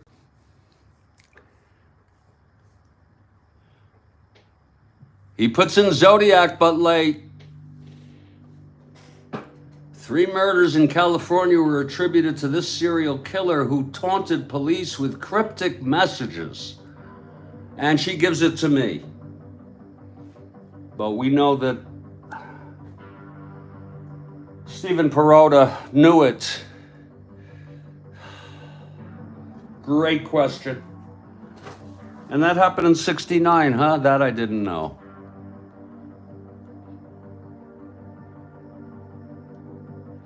Well, we're heading to the top of the ninth. This is it. Stephen Barber with a 2-hit shutout. And he's gone all the way.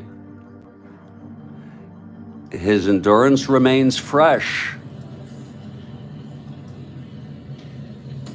And it's going to be Aparicio to lead it off. 8-0 Pilots.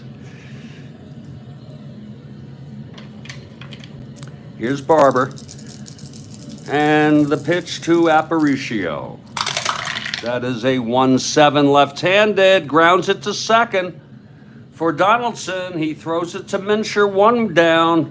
What a performance by Steve Barber. And now Ron Hansen is the batter. He's 1 for 3. He got the first hit. It was a ballpark effect. Flagged by Stephen Perotta, and then on the check we turned out indeed it was a ballpark base hit. He had a no-no at that time when we checked it out. I think that was in the 6th or 7th, or the top of the 7th, I'm not sure. Here's Hansen now.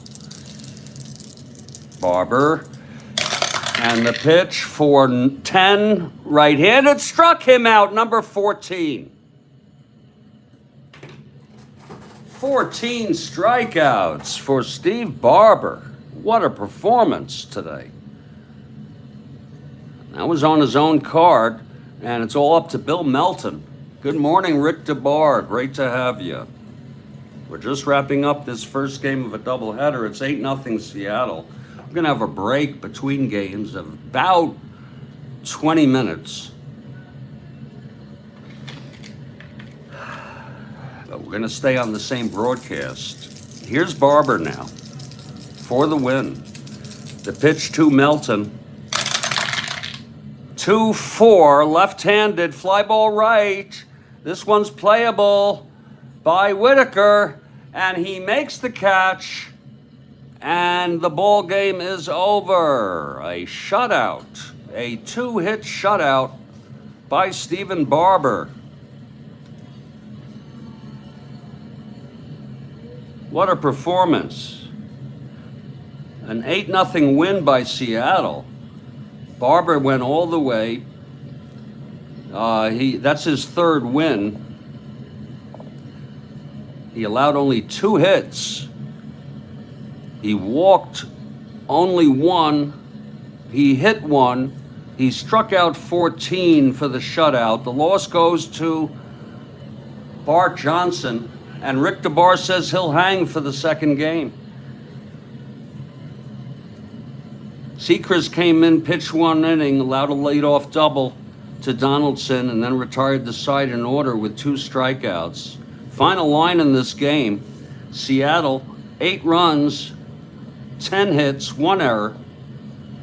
Chicago, no runs, 2 hits, 2 errors. And those were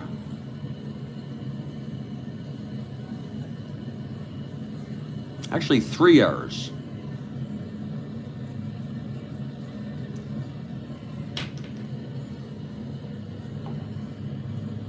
And that's the ball game. Rick DeBar says he's going to hang for the second game. It's going to be about 20 minutes, or maybe, you know, like about 10 minutes before 10 a.m. Eastern. Fortunately, the lineups are set up. Kathy Harden, do you by chance have a question number 10? If not, if you want to save it, that's fine with me too.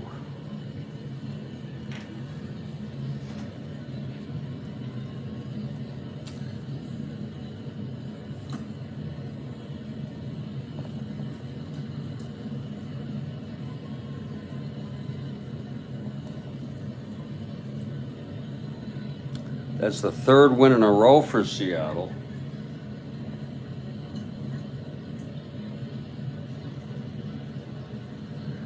And they're actually only 5.5 behind. You do, and Kathy Harden has a final question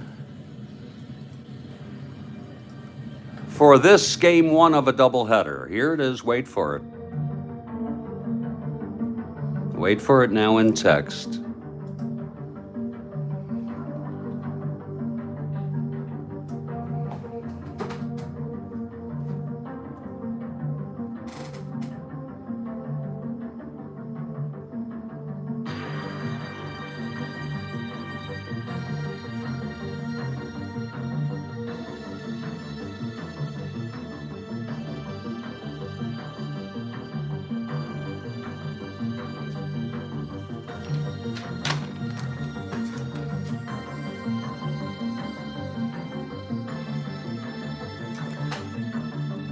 Wait for it.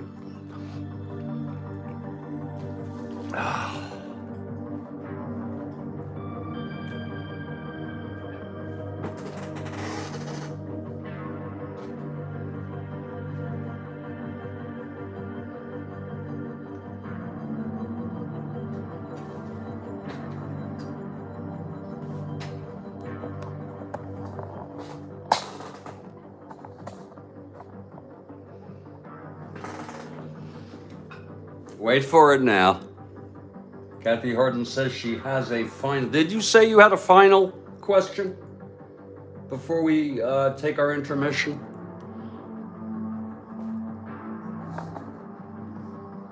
Here it is. On April 22, 1970, this pitcher struck out 19 Padres, including 10. Oh, and I knew it was Seaver. But Perota gets it again. Perota gets it again. I remember he broke, didn't Carlton, though, do 19 in 1969?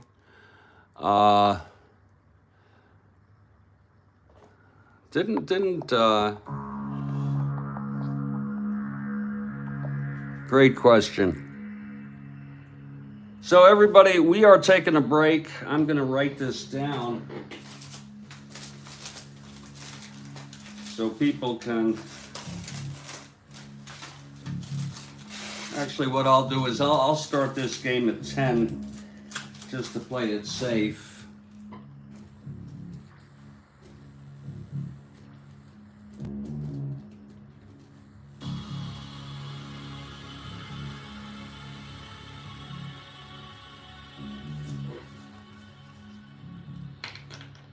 Mr. P, once again, we thank Kathy Harden for the awesome questions that help us go along here. We'll have our second game at the top of the hour. I'm going to make some coffee. We'll see you at 10, Kathy Harden. Thank you.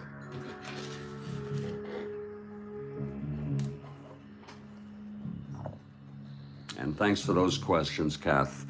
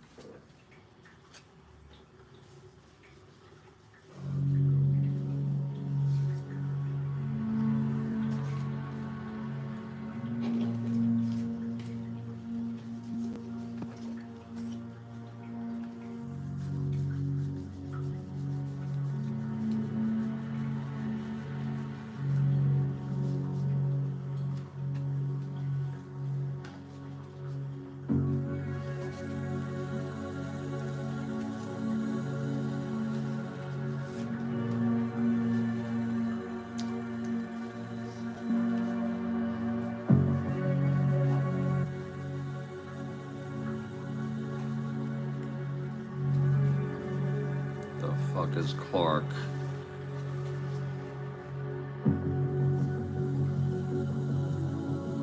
Where the fuck is Clark? There he is.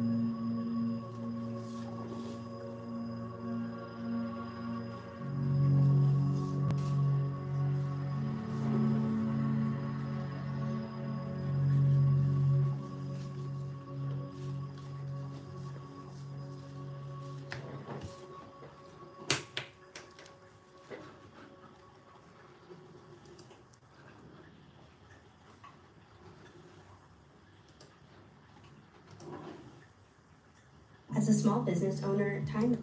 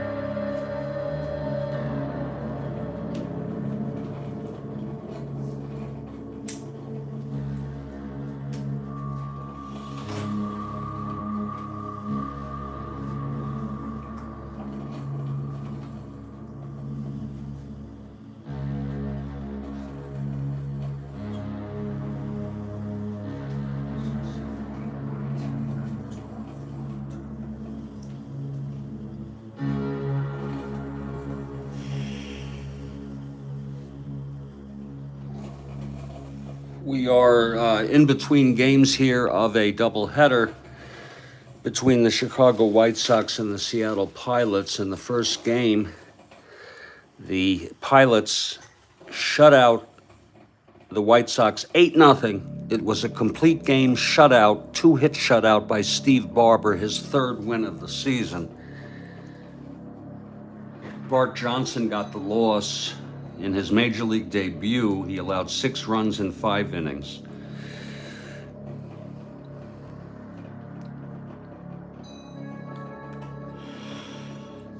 Seattle has already moved from the cellar to 5th place, past Kansas City. What happened, Kathy Harden? Is it just general malaise about the news, or did something happen, Kathy?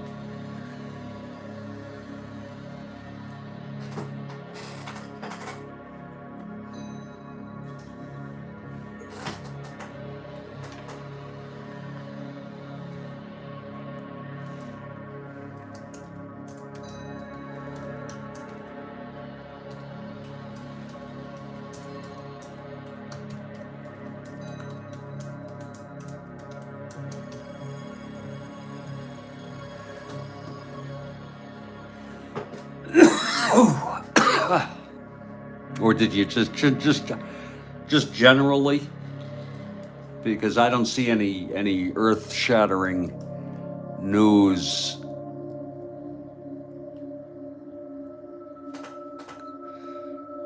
on my timeline.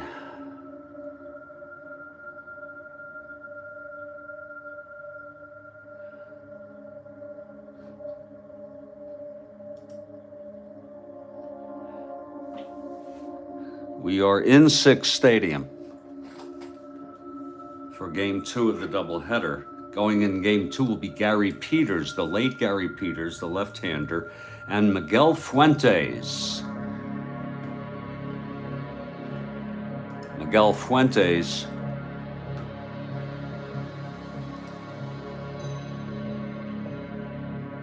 for the Pilots in his major league debut.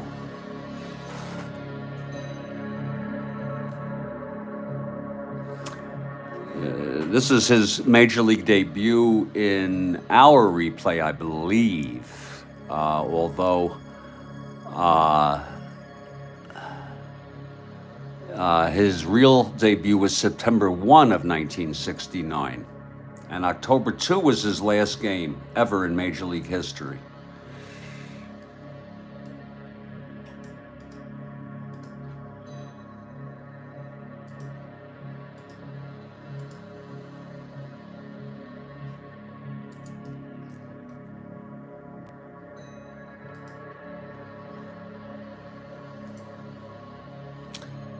And now I see why. My Lord.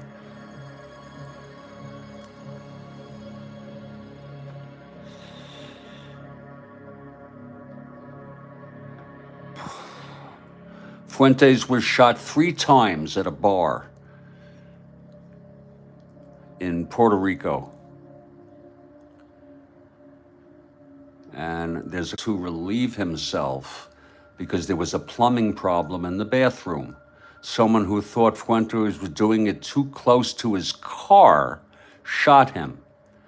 Fuentes was sent to the hospital in a state of shock and died of his wounds shortly thereafter. He was thought of as a top prospect for the Pilots. And he threw the final pitches in the history of the Seattle Pilots, I guess on the last game of the season. Miguel Fuentes. That's freaking sad.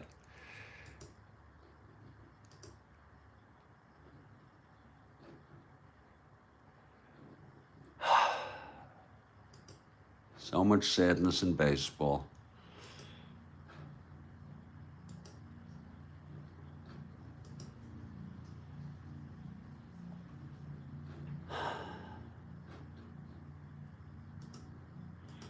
that he'll be starting this game.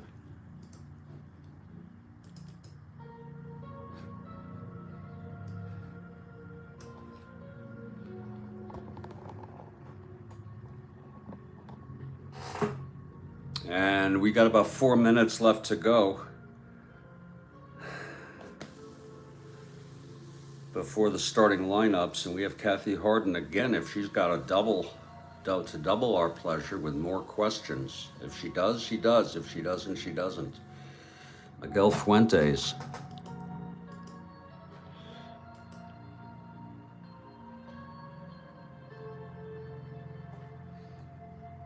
And he was a top prospect.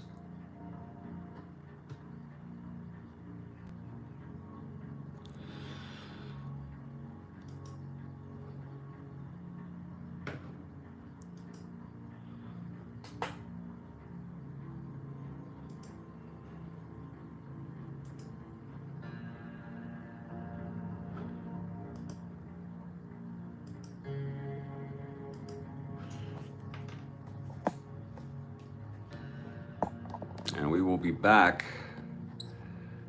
just a few minutes here to start this ball game.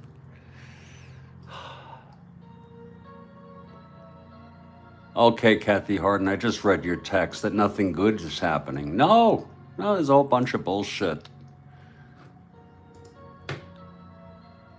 Fuentes was 1-3 with a 5.19 ERA in 1969. He pitched in 8 games. He pitched 1 complete game. He started 4 games.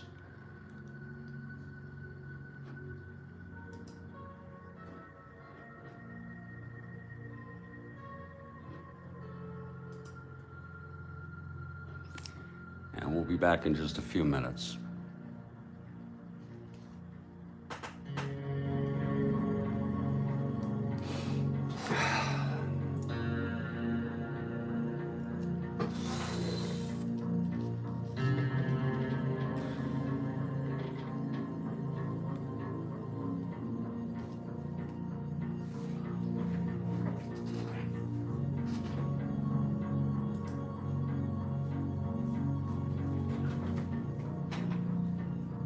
Oh, Lord.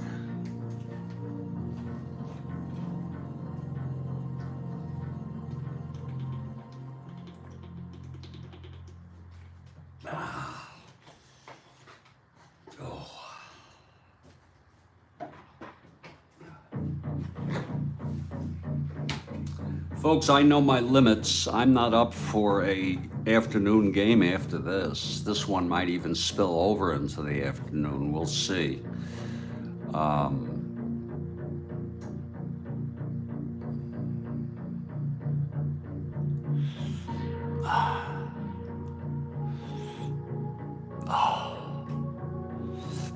Gotta know my limits here.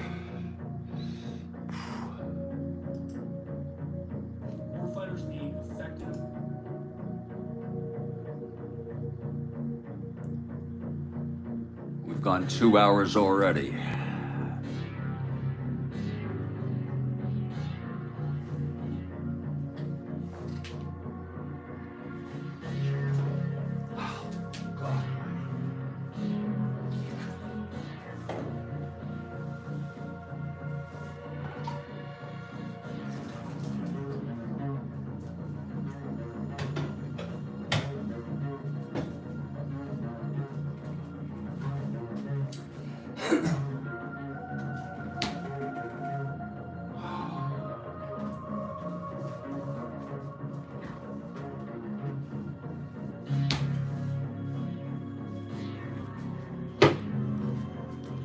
Well, I got the new pot of coffee. It's the top of the hour. It's 10 a.m.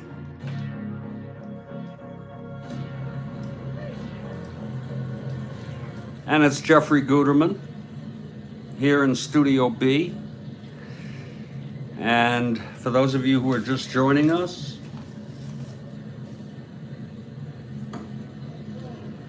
the Pilots won the first game 8-0 on a complete game 2-hit shutout by Stephen Barber. Bart Johnson got the loss in his Major League debut in our replay.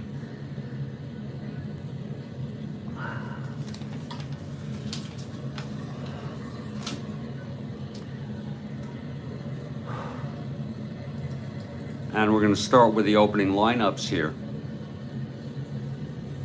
For the Chicago White Sox in the second game here, leading off and playing center field is Angel Bravo.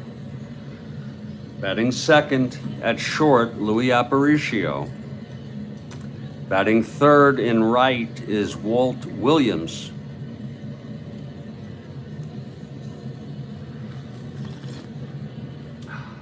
Batting cleanup at third base, Bill Melton.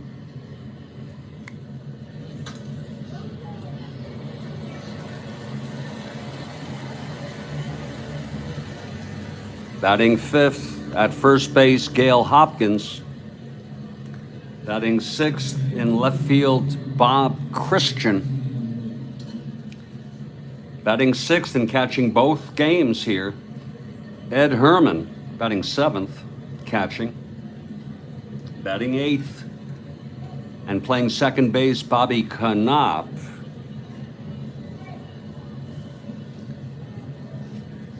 And pitching and batting ninth, left-hander, the late Gary Peters.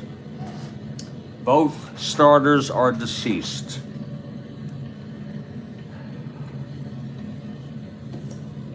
For the Seattle Pilots, who have won 3 in a row now, they're in fifth, ahead of Kansas City, and within 5.5 games of the fourth place White Sox. Tommy Harper leading off at third. Batting second in center, Steve Hovley. Batting third in right, Wayne Comer.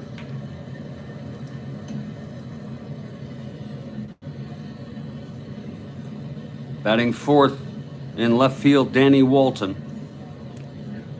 Batting fifth at first base, the hard-hitting Greg Goosen. Batting sixth and catching, Jim Pagliarone. Batting seventh at second base, John Donaldson. Batting eighth at short, Ron Clark.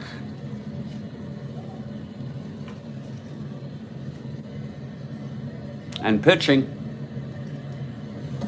and batting ninth in his major league debut in our replay, right-hander Miguel Fuentes.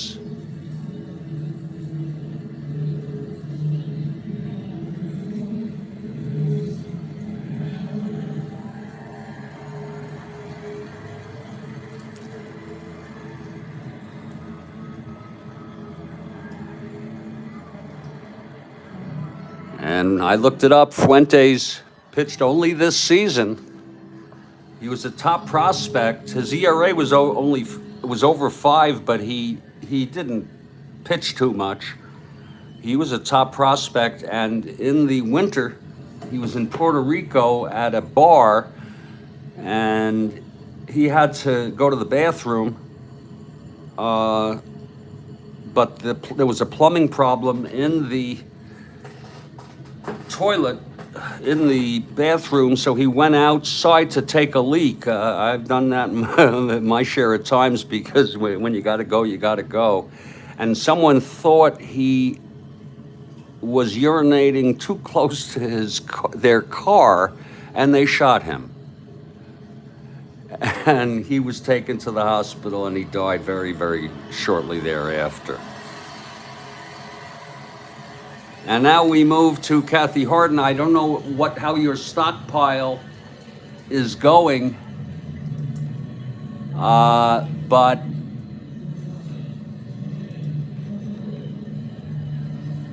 we would love to have a question from Kathy Harden, a trivia question.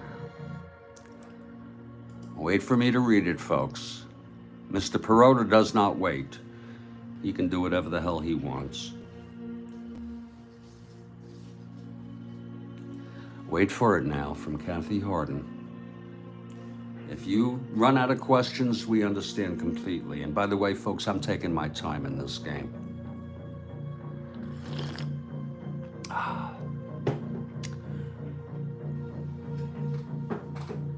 This is not a game that I want to rush through, because I'm tired already.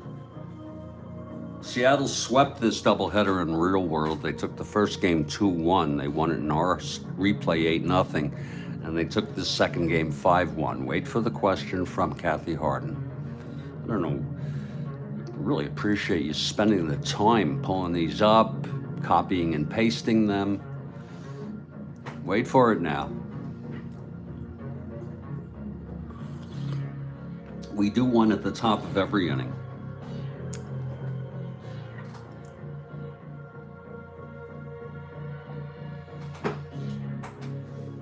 And we'll wait as long as it takes.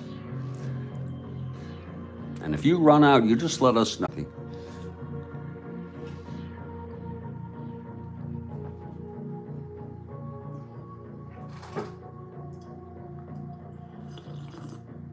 Oh, that is good coffee. Oh, Lord Christ. That is such good coffee. Oh, that is so tasty.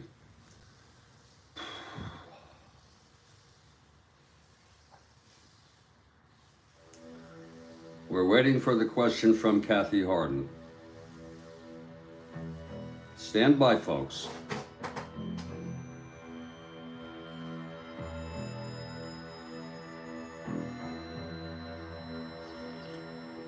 Kathy Harden, are you there?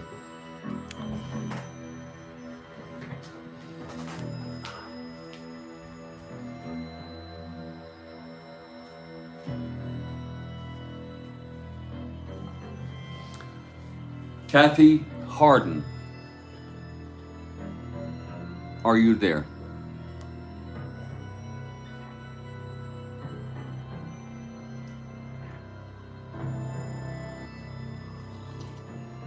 We'll give her another minute or so.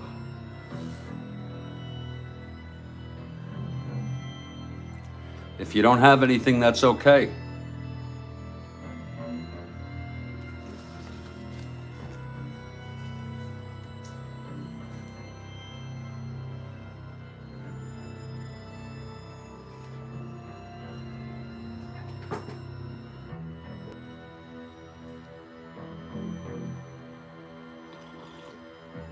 Oh, that's good coffee. Oh, Lord.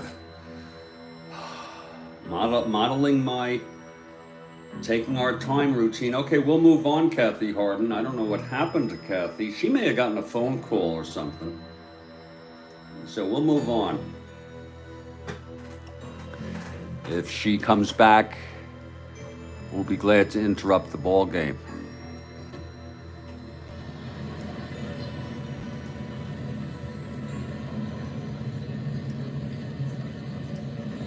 Hello, everybody. Jeffrey Guterman here at Six Stadium in Seattle for the second game of the doubleheader. It's only a two-game series. It's just this doubleheader. Seattle took the first game 8-0. Barber with a complete game shutout. I hope she's okay. And the Seattle Pilots take the field. It's Miguel Fuentes on the mound. And he's a right-hander, his major league debut in our replay. And here's Angel Bravo. Is anybody out there? Can anybody text? Folks, if you're out there, could you send me a text to let me know if anybody is out there?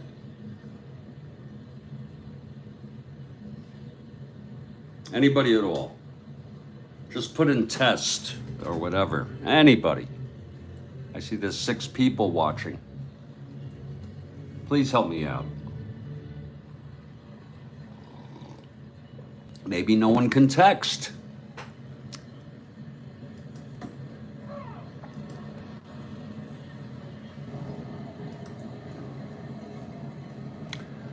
If somebody doesn't text this, I have a mind to shut down this ball game because it's just not worth it if it's not working.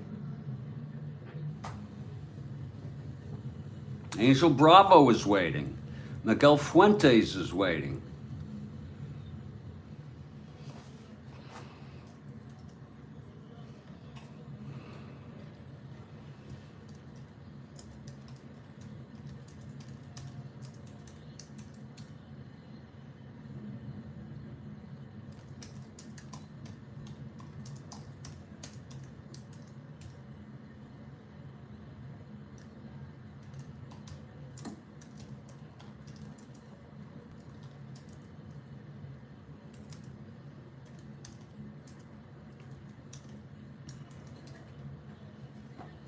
I'm going to wait a minute or so, and then I'll shut down this ball game.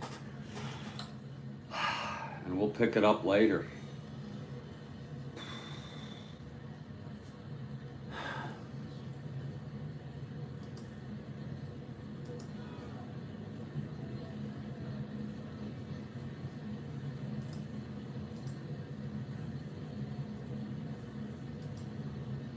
Okay, I'm going to close down this ball game, folks.